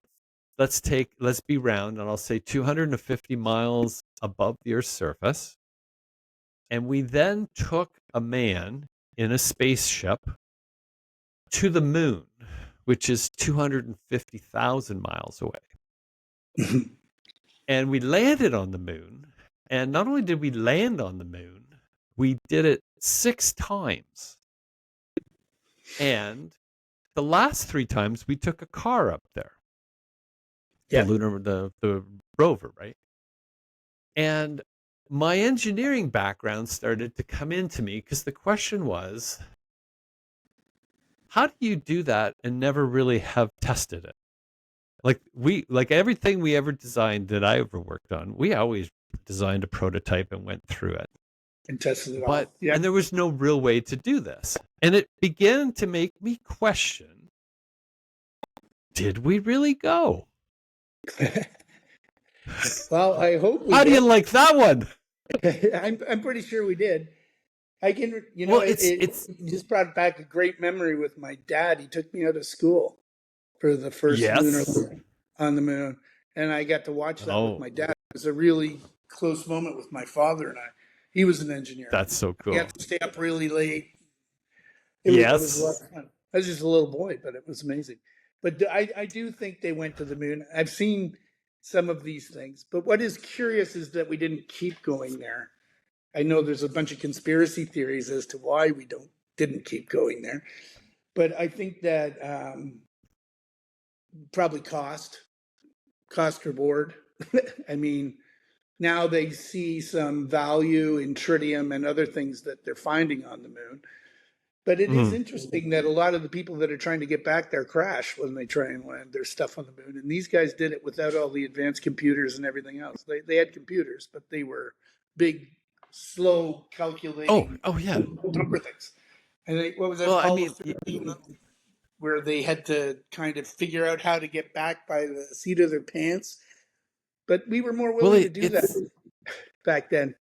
well. 60s, we grew up, There's no question. yeah. No When we question. grew We up, were up for we more played risk. outside. and we were blowing stuff up and doing things we probably shouldn't have been doing because We played street the hockey. you played street. You and my friend, I'll tell that story offline. But we used to blow things up sometimes, but the bottom line was that we had a lot more freedom. Now there isn't that freedom, and scientifically there isn't the same freedom there was. There was in those days. The goal was to get the end done. Your means Yes. were, well, the means didn't matter as much as it did to get the job done. Failure is No not an question. option. All those kind of space colloquialisms that are out there, but you we aren't allowed to do that anymore because everyone's very conscious, and I mean maybe rightfully so, maybe not. I don't know if it's the right answer or not. I think as a species we risk being afraid to succeed at times when we're going to really need to be aggressive about succeeding. So, and probably Well, it'll be an affront to people when we have to actually do what you do during wartime, which is Stop worrying about Oh yeah. everybody's feelings and focus on getting the thing done. Yeah. Well, it's an interesting point, and that's why I said I think it started to like. I mean, we're definitely very more risk averse in today's world, like Absolutely. to such a level, right? Like you're not even allowed to walk to school, right? Yeah. And it's like, I mean, we always walk to school, and in the rain, we were told to, well, you'll have to run today, and it was like Wear a all those hat. kind of things. But it's stuck in my head now, Blake. That's the part that's like kind of buzzing around, and it's like we saw the rocket leave the atmosphere on TV, right? We have that, Hmm. but we never saw it again until it came back through the atmosphere. And Yep. it's like, is it possible that is that? And I have a hard time with it. From so, how did Houston? How did they get Houston to buy into this? Like, because we watch the control places, right? Yeah. Anyway, I always like because I like because you're like you're a scientist. You have a strong background in the sciences and the things that go in there. And I always think because it was the Area 51 book by Annie Jacobson that made me start to think about this. I definitely think And they went to the part moon. But I think, it's and I think they landed on it. I think the technology was primitive compared to what we have now.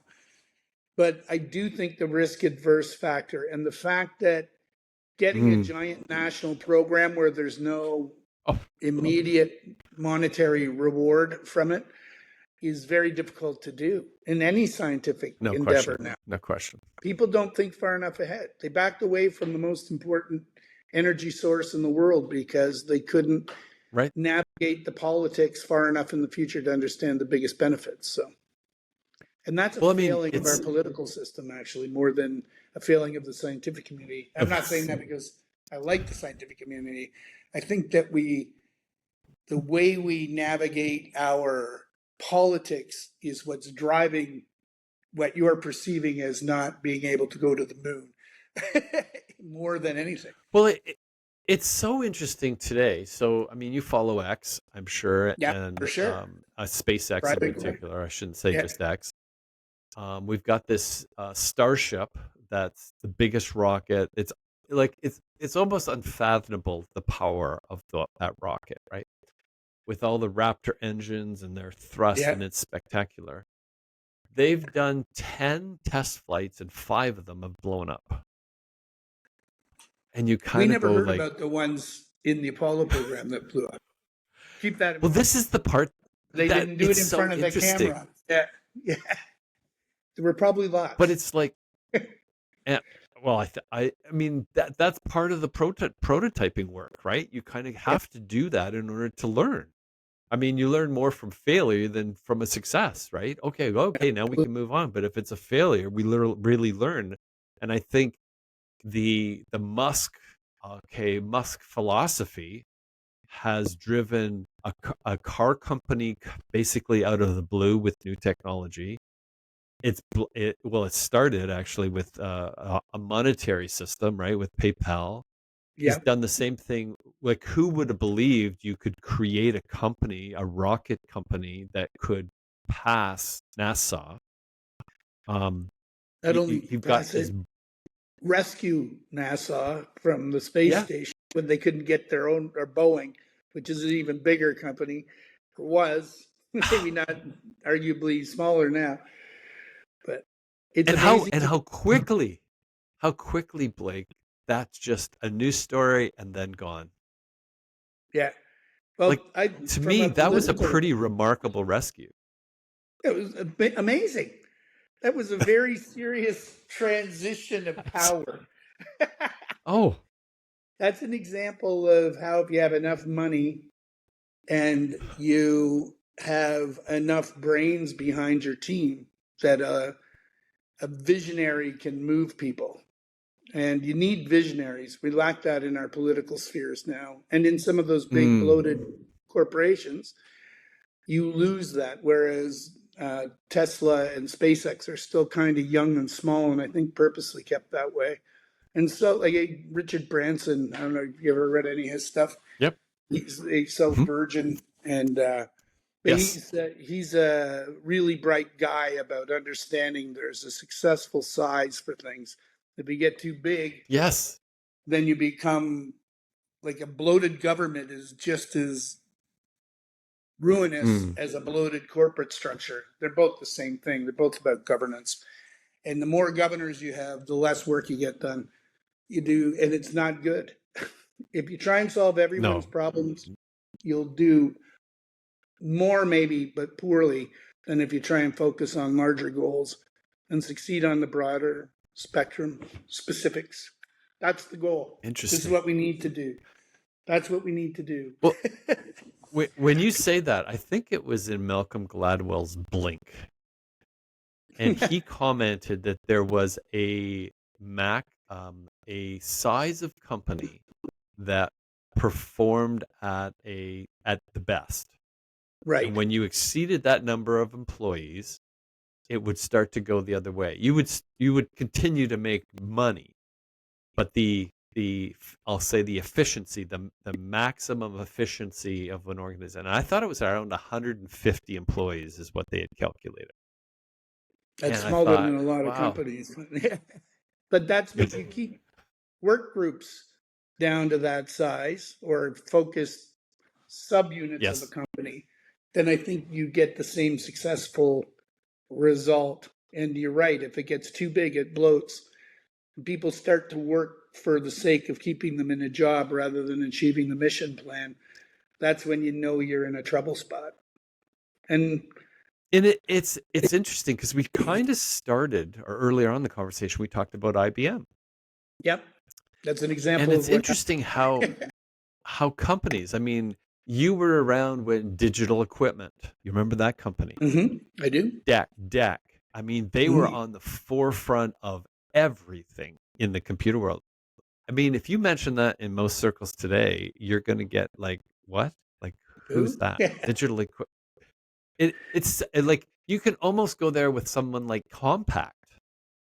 You can go there with something like another computer was there. I mean, HP is still around, Hewlett Packard, but it's kind of on a periphery side of things almost. And Well, you I look kind of at it think with like, Mac as an example there you against go. that longevity, but they had a dynamic, charismatic leader. Now they, I don't, they're still developing, they're still maintaining those structures. It'll be interesting to see how far into the future that goes. You know, It's a will good they point. blow? Will they run into the same problem that Hewlett Packard? I don't think did, but certainly Deck did, and Yep. so did some of the. I'm trying to remember. There's another one. IBM is another example. Compact Sun was there. Yeah, There was a number of Sun. different, yeah, large computer companies. I mean, the one that I think of now that I think is still around was Dell, and they Yeah, became very big too. And I think they're still kind of out there, but I don't hear about them very much. but they were a remarketer. So like the Hmm. Hmm. I'm thinking about companies that innovated. Yeah. So Original, yeah, to get an original innovation of the idea, like a Microsoft, they innovated yep, software. Apple yep, in a yep. basically envisioned a future PC that everyone else tried to catch up with to try and get there. The interface being simple to use, that just that simple idea, not making Yeah, it super changeable so that you don't break it every time you turn around, but amazing, amazing how that kind of fits together, right? And it's funny because I remember writing a paper on this because I thought it was fascinating, and this fits in exactly to where we're at. Is when we're trying, and we were talking about just it's not the means, like it's what the goal is. We get kind of yeah, stuck in the means now, yeah, and it's like when you're in a startup, you hear that word a lot, startups. And basically, in a startup, you're trying to figure out how to create something valuable enough for someone to pay for, right? Like that's what right. a kind of startup It is. absolutely is. Yep. And most of the time, you almost don't care what it is, as long as you can get it and it fits together, right? And if you find out that it works and you can do it and you can sustain it for a while, that becomes kind of known as a product, as an example. And then it starts to move into this world that I kind of call, it's almost like the the the the the corporation. It falls into the corporation. It creates the corporation, and then all the things that we learn in MBA school, like cost reduction and profit margins all go into that, right? And you can't start doing that until you have the product, as an example, right? But and what made you get that in the startup world doesn't really work in the corporate side, because you've got to Absolutely. Two standardize different on groups. parts, right? You've got to fix it so it's not changing every day in a way.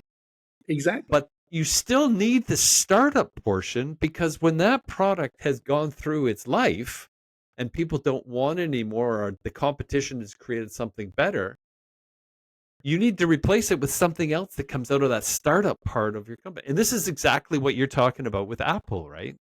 Sure. What has gone on since Mr. Jobs has passed away, right? It's like he brought the iPad, right? He really brought the iPhone. He brought the iPod, right? That was he like Yes. streaming music kind of came from the iPod world, right? Absolutely. Yeah. Um, what's happened since then? We've got the watch. That's true. The The watch, watch is the there. Dick Tracy watch was envisioned a long time before that. I like the how it works. It is neat to see though so there was all of that talk about the Motorola flip phone, with the Star Yes. Trek communicator. Yep. There a Yep. lot of that I believe is important. So the story we tell ourselves as humans help us be in innovative phases or conservative phases. And I think in our current model of the story we're telling, I guess that's a zeitgeist, right? The basic overriding story that humans tell each other. We're telling ourselves more about what harm have done, what harm our Mm. aggressive movement forward has done. Going back to the political people not being able to navigate that. Instead, they're Mm. kowtowing it to it. They're talking about the things you should be afraid of. Listening to Trump talk about autism with vaccines and stuff. Yeah, there's risks to everything, but if the benefit outweighs the risk, then what's what's the point of being not concerned about it? If 1 in 1 million are going to end up with that problem, then it's probably still worth taking the risk. There are others, It's an interesting but our from story a is very from a psych. much about don't do things because you will put Yes. environmental risk on things. Don't do that because so we're getting a don't mentality rather than what can we do. So I think the don't always breaks down eventually, either with a war. So it takes away the voice of that in your head because now it Mm. doesn't matter. You're only going to live for another 20 years if this war continues. So you get focused on getting the job done again. Or we should be able to do it from a perspective of let's talk about how we do achieve things that matter for our environment, how we do achieve things that matter for our future. Don't give up on innovating. I hate people who Yeah. say, well, we should just conserve all our energy. We shouldn't be burning anything. We shouldn't be creating any power. We should just kind of live on a very With what we small got. little block of it. Otherwise, we're going to ruin our environment. No, that's a bad idea, Yeah. in my opinion, because I think if you focus on that little block, all you're going to ever have is that little block, and you'll do what humans did for generation after generation in the Middle Ages or the Dark Ages, whatever you want to call The Dark it. Ages. Instead of getting your brains around moving forward, you'll be so tied up in religion and backward thought that you can't get yourself to the next step.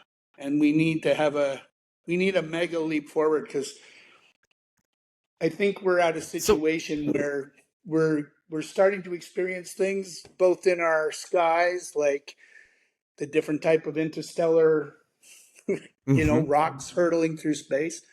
I think we do go through cycles of catastrophe on Earth where we reinvent ourselves. Like there's a part of me you're talking about the moon, so I'm going to talk about this bit that I find fascinating. I do think that we are, in Graham Hancock's word, a civilization with amnesia. We Oh, were smarter at absolutely. one time, and we've gone backwards, and now we're going forwards again. But we're reaching a peak, and maybe that peak is a natural peak. One of the arguments that I've been reading about and thinking about is that if you're hurtling through space, you have your orbit around the sun, but your Yes. sun's hurtling through space in a sine curve around Yes. the galactic center. And every now and Hmm. then, those motions result in you coming close or flying through the debris of other things that are hurtling through space. And it would happen on a cyclical mechanism that because we've only been, as a civilization, if you believe the best Yes. case, sentient for about 5,000 years. Like Right. where we knew we were a civilization. The civilization Yes. itself had We project were itself out. aware. Yeah. But I think it's if you start to read some of the things and the decoding of some of the things from South America, from Egypt, from all those places, those stories were being told to remind us that, there's something bad that happens on a fairly regular basis. Hmm. You better try and figure it out before the next time it happens. And in my mind, I wonder, I can imagine a post apocalyptic moment where imagine if today a giant rock hurtled into Earth. How fast was Mm. the Three Eye Atlas going? 143,000 miles per Hmm. hour, and it's a giant Yeah. It's city killer or bigger. If that actually hit Earth, and all of a sudden, because of that impact and because of the disintegration of that, all our global systems started to break down. Or even more hmm likely, a giant solar flare hits Earth in our lifetime. and That has a higher EMF. chance Yeah. of happening and shuts down all our systems for a protracted period of time. Hmm.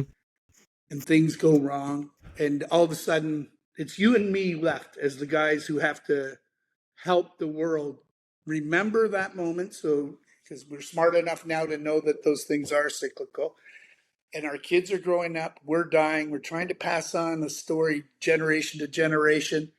For whatever reason, we get a blessing of being able to live to 150 years. For whatever, that's just a short Right. when you're talking about 25,000 year cycles. So, I It's just it's thought got interesting when sidetracked, but that stuff blows my brain. well, it's so you bring so many things to the table because there's clearly something that happened. I'll say somewhere in the neighborhood of 200 to 300 AD, like the Roman fall of the Roman Empire, to Mm-hmm. basically 1800, right? I mean, Yep. we forgot a lot, like, and it's like you think of like I always like to go back to the pyramids, and I mean specifically the Great Pyramids in Egypt. Is it's amazing that like we really even today don't really have a clue how they got built, right? Like Or we have when. lots of I We don't even know or when. even it's so hard to even identify that, right? Yeah. And we've got lots of conjecture and hypothesis and things like that, but most of them I find they're just too stretched out to kind of like really understand to believe, so to speak. So you have that part kind of going.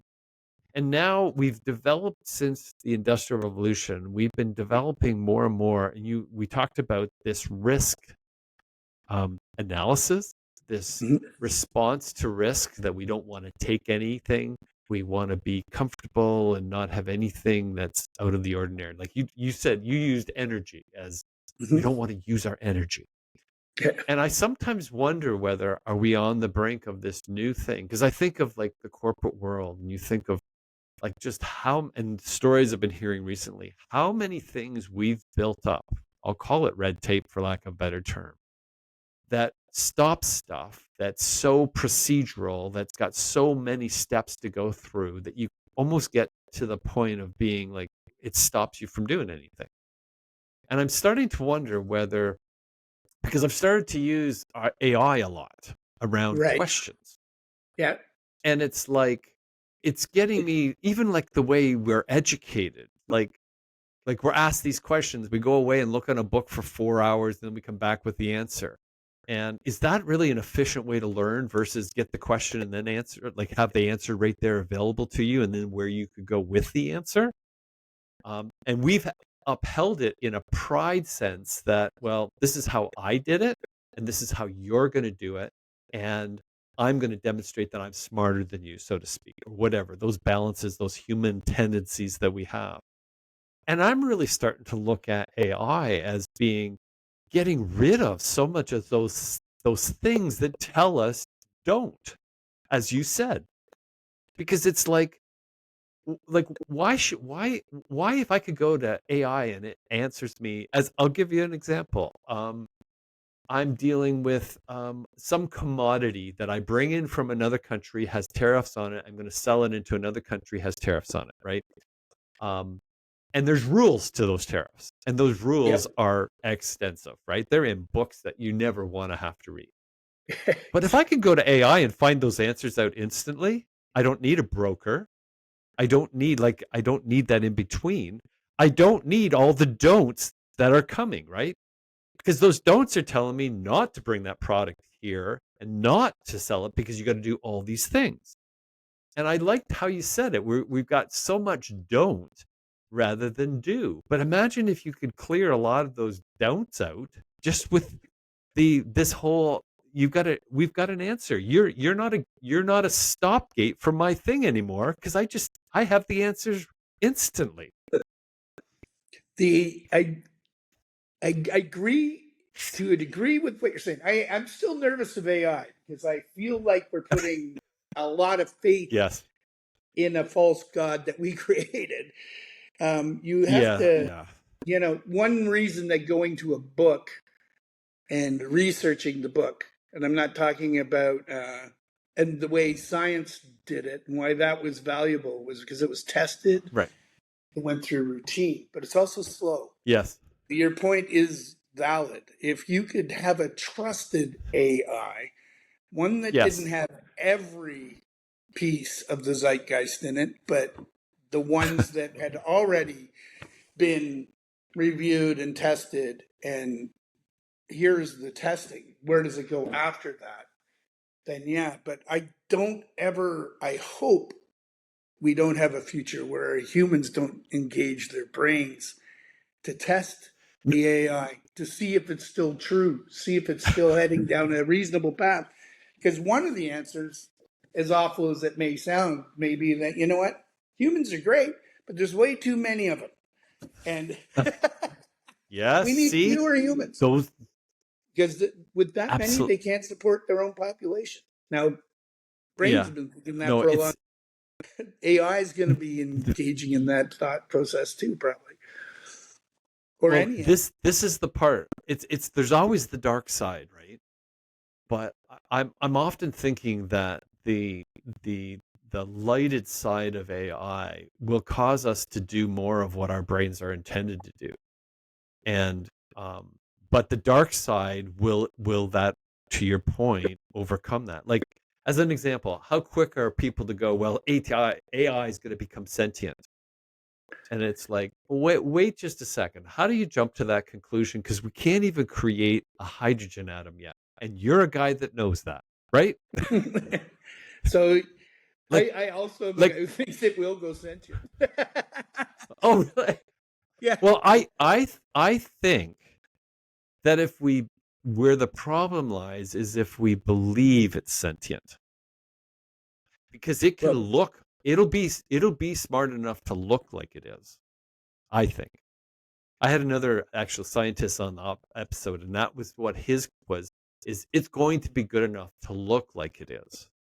mhm. But I always come back to that question: is we can't create life. We can't, like, we can do the necessary actions, shall we say, to create life, but what is it that takes all the ingredients from the earth, which is what we're made of, and at the moment of conception put something inside that gets created. We can go through the biological part of it with a man and woman, the seed, or whatever, how you put it together. There's something that goes in there at the moment of conception that enables it to collect all the stuff from the earth that's here, material wise, to make it grow, give it consciousness, eventually be born, and grow fuller into a full human being, right? We have no clue on that. Like, we don't know what that is, right? But we can biologically say you have this percentage of hydrogen in you, you've got this percentage of carbon. And that's where I kind of talk about. So now we're going to jump ahead and say who's created AI is going to come up with a way to actually create that. And Well, I have a hard time with there's that. so we've created the things that AI exists in. We Yes. it's the intelligence itself is self-creating. Now, we're self-creating automatrons, humans. We can create a copy, not an exact copy, but we could create exact copies right now if we wanted to. We just aren't allowed to play with our genetics that way because of our societal beliefs and our religious beliefs and our ethics. But we definitely could clone humans. We can clone sheep. You can clone a human. Whether or not You you the you, ethical you think we dilemma, can? absolutely. I don't. I Interesting. would be surprised if we haven't. It's just like any thing. It has a very negative connotation to it, so it wouldn't be done in the light. For example, it would Oh no, definitely for be sure. in the dark. And I'm not trying to raise a conspiracy theory. I just know the technology isn't that impossible to do. I But mean, you but can but create we're an animal from any fibroblast in the animal now. So that means that's an exact clone. It's just its DNA. It's not a combination of an egg and a sperm DNA. It's just yes. from a single cell.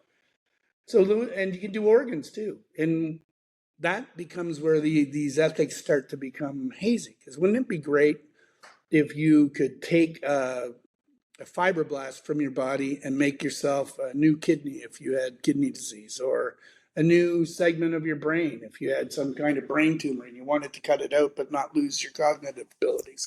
I see. So if you have the material of it, so if we have a liver cell, I'm simplifying this dramatically, but Any we fibroblast in your could body, any young, when any you say non-developed stuff, fibroblasts, what do you mean?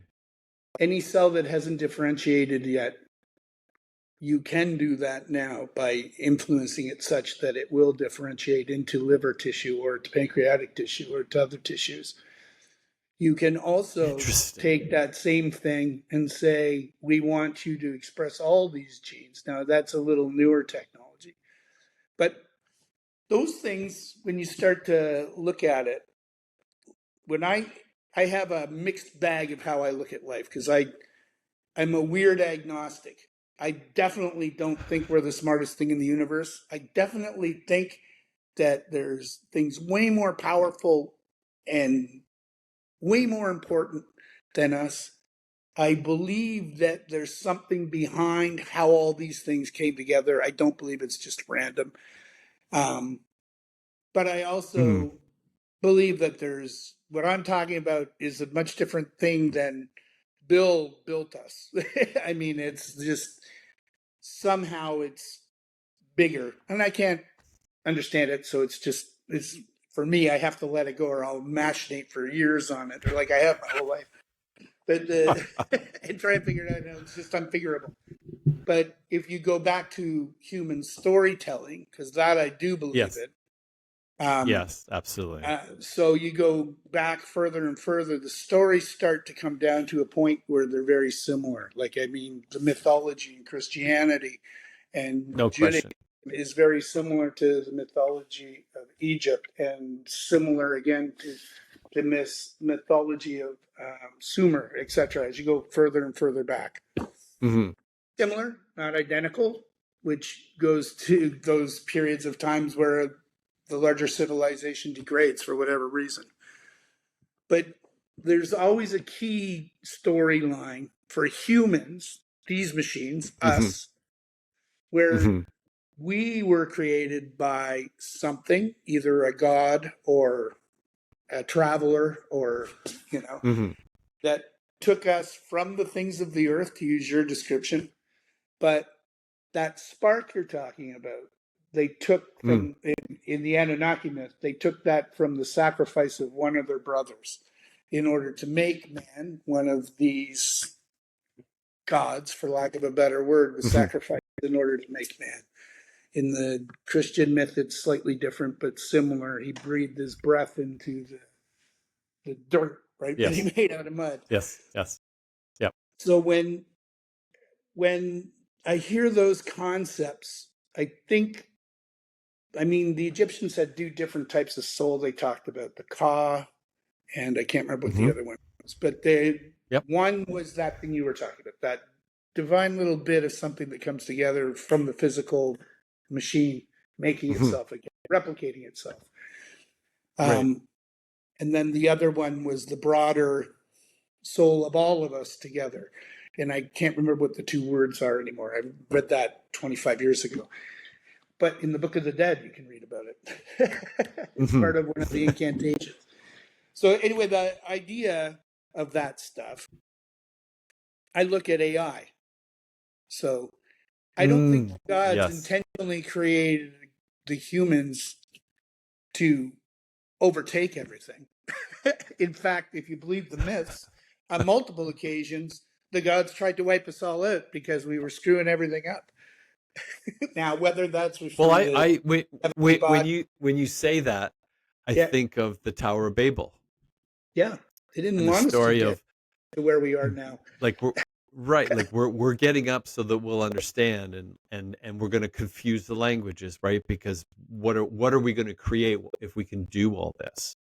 Yeah. So that's very evident of what you're saying, right? As far as that goes, it's So, interesting that like how that fits. Yeah, and when you look at timing of human history compared to the timing of Earth history, that's like brand new, right? yeah, it's not even visible in the whole time of it. It's kind of like comparable to a blink of the eye. Exactly.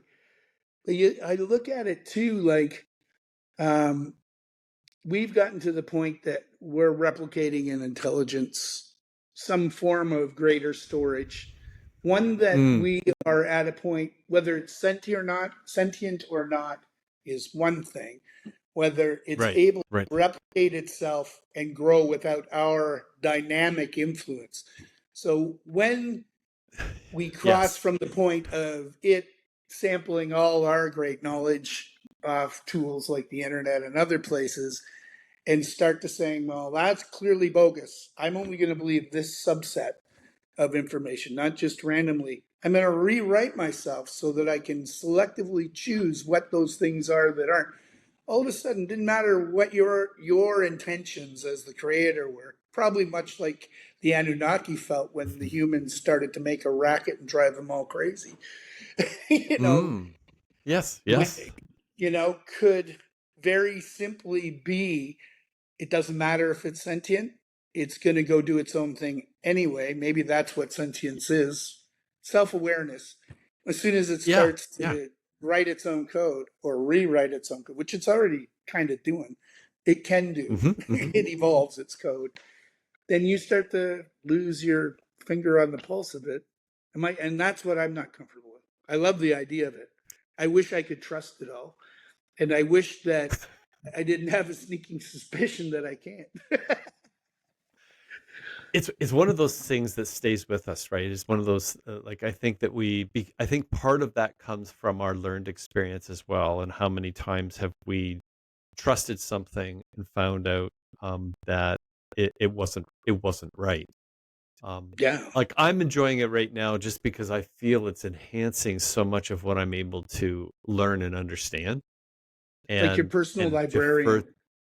Yeah, like it's just like I've got this little library here with a bunch of people in it, and anything I want to ask it, they're coming back to me with an answer.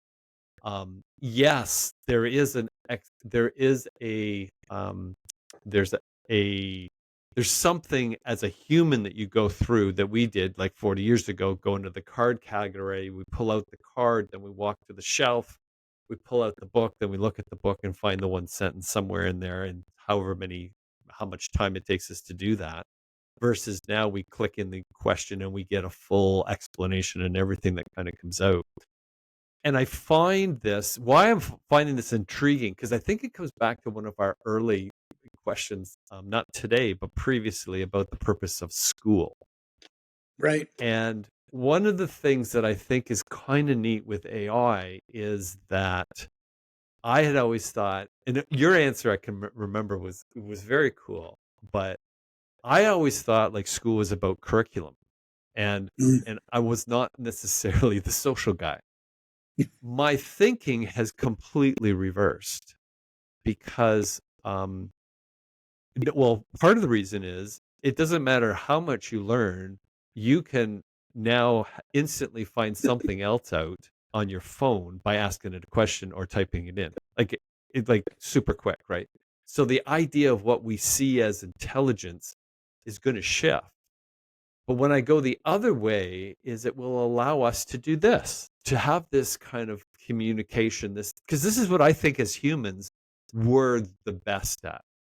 Like we Mhm. are, like why it's fun to have a conversation with you is you take the brain down passages like you don't normally go down, right?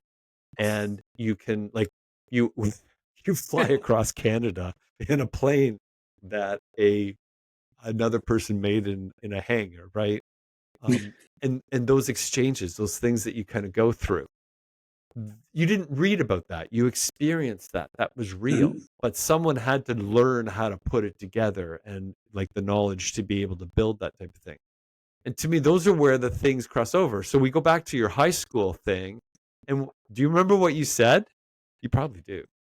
And well, You basically, said the yeah. uh, Go ahead. It's a social interaction that is really yes. important. It's learning how to operate in an environment that's slightly chaotic with people that have strengths and weaknesses, and you can have a much better result.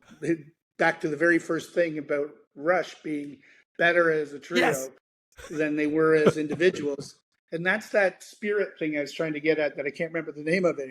I'll look it up in the Egyptian mythology that comes out of it as well.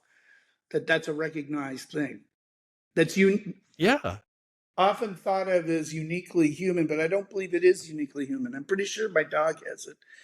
And I when I watch fish swim as a school and think collectively, I think they got it.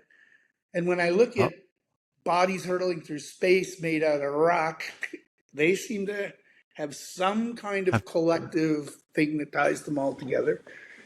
I don't know what it is. Maybe AI will solve that problem.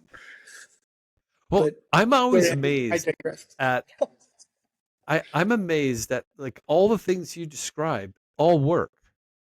Like they all come together. Like they all it's like the the the planets orbit.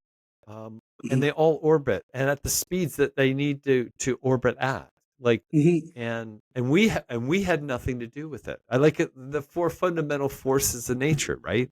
Like we had nothing to do with them. Like we don't even know what gravity is still, like, as an example, kind of thing. We can We, identify it. we have vague And I math just that's still not 100%. yeah.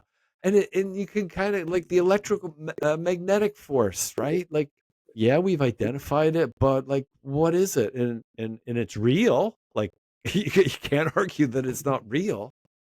And I think that I sometimes wonder, like, whether we're on it with AI because it's.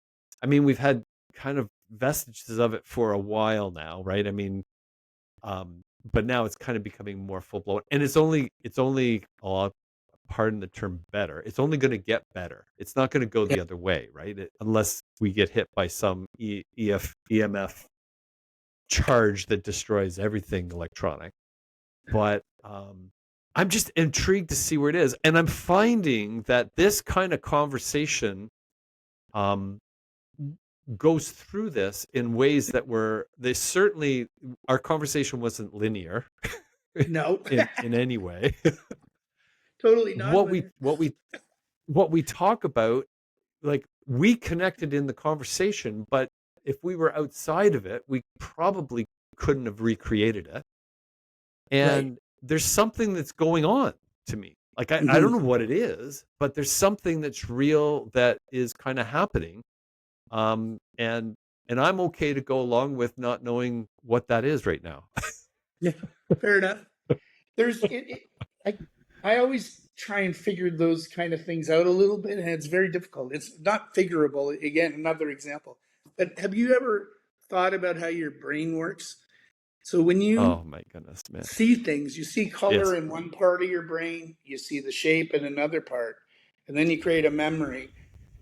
And that memory isn't a fixed or a static thing. It can be close to Mm-mm. static, but it changes. So if Oh you yeah. ask me in 2 days, do you remember what shirt I was wearing? Well, I've been talking to you, looking at your shirt. I know right Yep. now it has spots on it. And unless I listen to this, I would, I wouldn't remember that because you're storing all kinds of other things.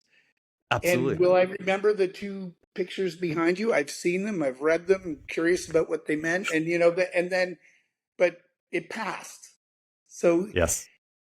how our brains work create because of the way they shape that and the way we remember things and Yeah. creates a necessity for interaction to complete our stories, even if the completion of those stories isn't 100% accurate all the time. Yeah. Where AI will take us, if from a do perspective, and I get out of my don't perspective with respect to AI, and I start thinking about, okay, how much more powerful will we be as humans with that tool? And does it matter if it becomes a symbiotic tool, meaning it's living with us? It's Yes. not created. It's not our creation anymore. It's its own thing, alive with its own ability to replicate itself, its own ability to live without our intervention. What's our real risk of that? And is it even worth considering that risk? Because the benefit might get us to the ability to survive whatever that thing that happens every 25,000 years is that we were warned about Yeah. by our myths. Maybe that's why it's here right now.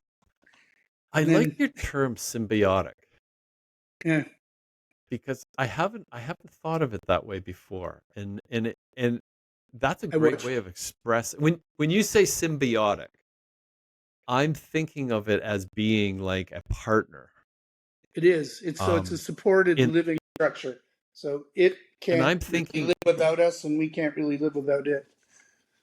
so now it's like it's almost like that for me when I'm reading, um, maybe even studying something. Um, and I have a question about what I just read. In the previous world, I would just go on, right, and read. I Mm. just keep going. Eventually, it'll figure it out, or it won't be important to me, or whatever. But now I have this little helpful box, this rectangular piece that I can ask any question to. And I work a lot in Grok. Say that again. That's the In X. what? Grok? I in Grok. I work on Yeah, Grok a lot now, and I'm that blown was a away by term we what it used tells as me. kids. Do you grok that?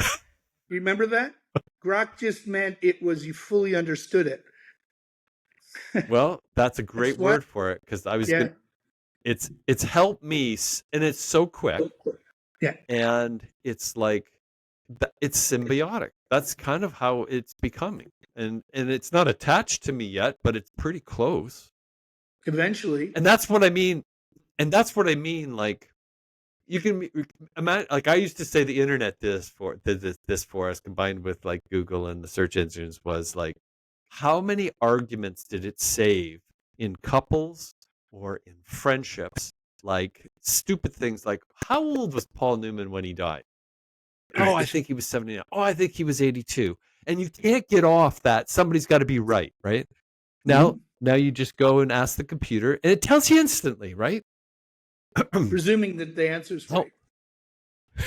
you have to have a little wing and a prayer there. Like there's a trust that has to go on.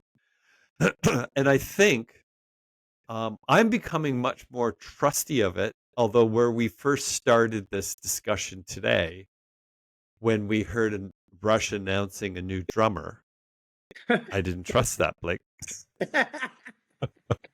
I didn't either. It's funny you say that because I thought that because you can use AI to create false narratives, and Oh, no question.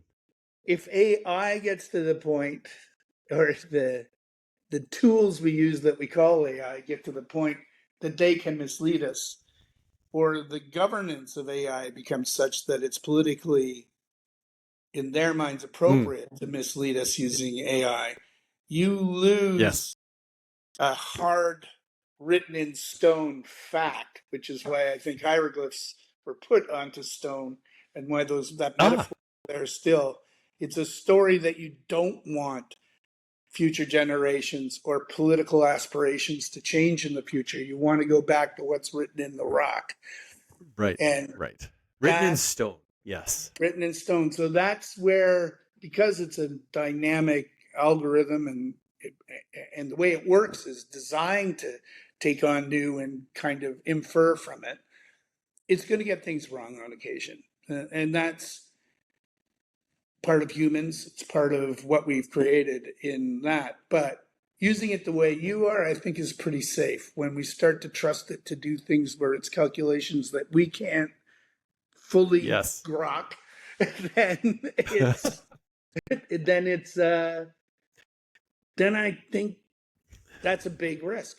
Now, is it worth taking? Well, I'd have to think about I that. think you're I think that risk that you're talking about. So I'm going to go back to the NHL playoffs in the fall, and I wasn't reading, watch them a lot in the spring, and they had this fake of Connor McDavid in a news conference, really basically dissing his whole team Yeah, in major explicits, and then you're listening to this and you're going, yes, we all probably want him to say something like that because we're annoyed, but he didn't say that. no. So it's an obvious one that Well, they did a similar that's made up. thing with uh, Guerrero, goddamn, Junior, Guerrero Junior, talking about the other Oh, big guy who got the home run last night and knocked us knocked us for a loop. oh, they Eric, did. yeah. So there was one of that where he was bad mouthing him. That's not that guy's nature to be a bad mouther, but it Right. it sure looked like he was. And for all intents and So, purposes, it was as real as anything else. and I think we can be susceptible to that.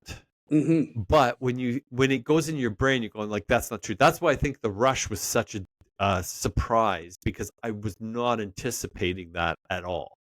Yeah, And I me was either. kind of thinking that's never going to happen. So I'm not trusting that. But um, I think, to your point, as the future goes on, that will become more probably subtle, Mm-hmm. and will be harder and harder to tell the difference on. I agree. And Yeah.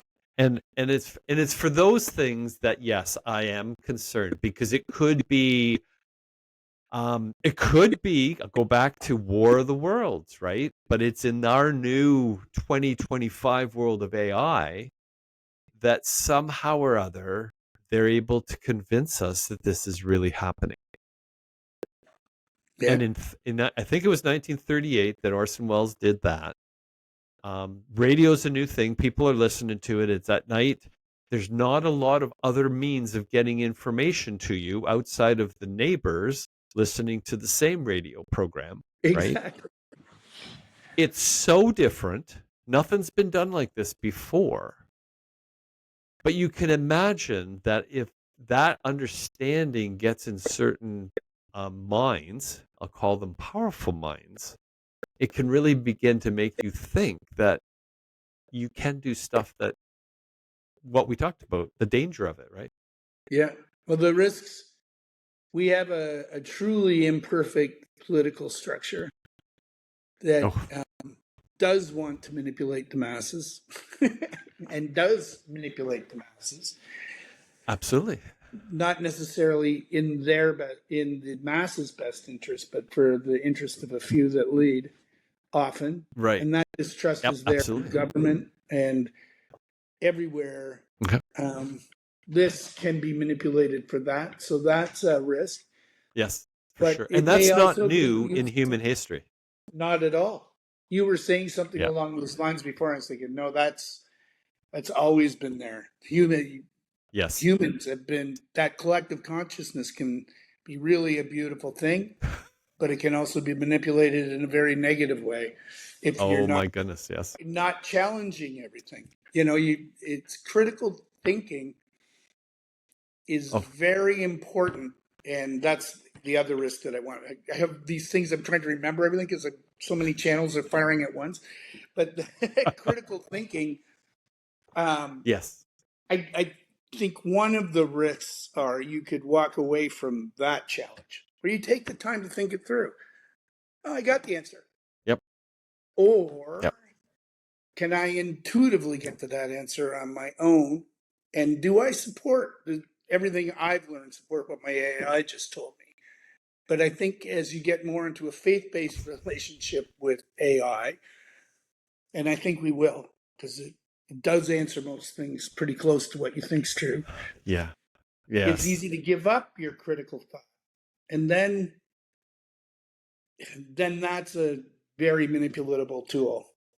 In the same way your collective consciousness is, in the same way religion was used in the old days to motivate people to go Yes. because food scarcity occurred, they concern Yep. about land mass, they create a story that is or isn't true to go chase down some group over there that normally you'd be friendly with.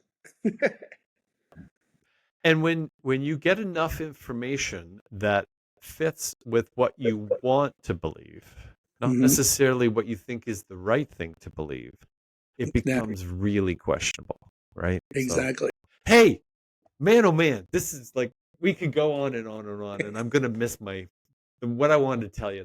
Well, really, what I was gonna say, like we've gone through a lot of stuff today. I'm so glad you've been able to kind of tag on, but is there anything that we haven't talked about that we kind of crossed your mind, something went through that you'd like to kind of say before we wrap up?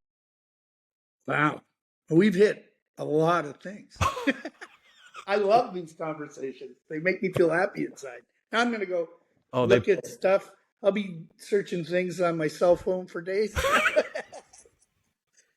Trying to, did I remember that exactly right? Did I remember that? I got to send you the Perfect Circle song though I was talking Yeah, about. So, but I would love that. And I'll send you Rodrigo y Gabriela so that you have the link. I fell in love with that music. Just the structure is oh, that's nice, cool. beautiful, simple but powerful stuff done with two guitars, two genders. But that's awesome. So, anything come to mind that you'd kind of like to close with or to wrap up this amazing conversation today? I just want to say thanks. I really Oh, enjoyed the companionship and the journey. It was a blast. I love this oh, that's type cool. of thinking. My mind is actually going diggly diggly diggly diggly. So now I Well, this kind of, this this is kind kind of of this is kind of what I mean. yeah. It's one of those things that well, the other thing that makes this fun is you're able to articulate ideas, and that kind of makes it really fun to have the conversation because you go down is like I go to the moon, and you're kind of like, yeah, that's right. That you like you're very like, well, yeah, just wait a second here. Let's hold on to that a bit, and the AI thing, and it just it's a fun thing to be able to almost release things that we have think about that we observe, and you're great at being able to articulate those ideas. It's Like, kind of a surprise for me in a way that we can do this. I love it. This is how you keep your brain young. You got to keep thinking. I think it's pretty cool. Well, to me, that's exactly what it is. So I was gonna say anything else that I was gonna say you want to. Oh, do you want? You are. We haven't plugged cottages for sale. Well, this is the advertisement portion. So my My brand is cottages4sale.com. If you're in and around the GTA or anywhere in Ontario, reach out to me anytime you want to go looking for cottages, because that's what my expertise is. I'm an expert in rural residential and cottage properties. And so that's what we sell up here. No, very cool. And you can imagine you can have what that conversation might extend into. Oh yeah, for Blake, I sure. can't thank you enough for this. This has been just super wonderful. I was going to say I will have you back again. We will have this conversation. Awesome. It's funny. We're already in October, and Amazing to me. it's fast happening. Hopefully, if you're ever out here, we can get a coffee or a quaff cold one or something like that. I would But love that. with that, I would too. And I think with that, I think we're going to wrap up this session of Better Than Not. I thank you all for joining today. This has been as you've been witness to. It's been a wonderful conversation, and who knows where our brains will take us or where we will end up going. But with that, I hope you'll subscribe to my YouTube channel, Better Than Not, so I can continue to bring you fantastic people like Blake Steels. And keep in mind, if you're looking for a cottage, cottages for sale in Muskoka.com. With that, bye for now, Blake. Great talking to you. We'll see you Great soon. talking to you, Doug. Have a great time. Thanks again.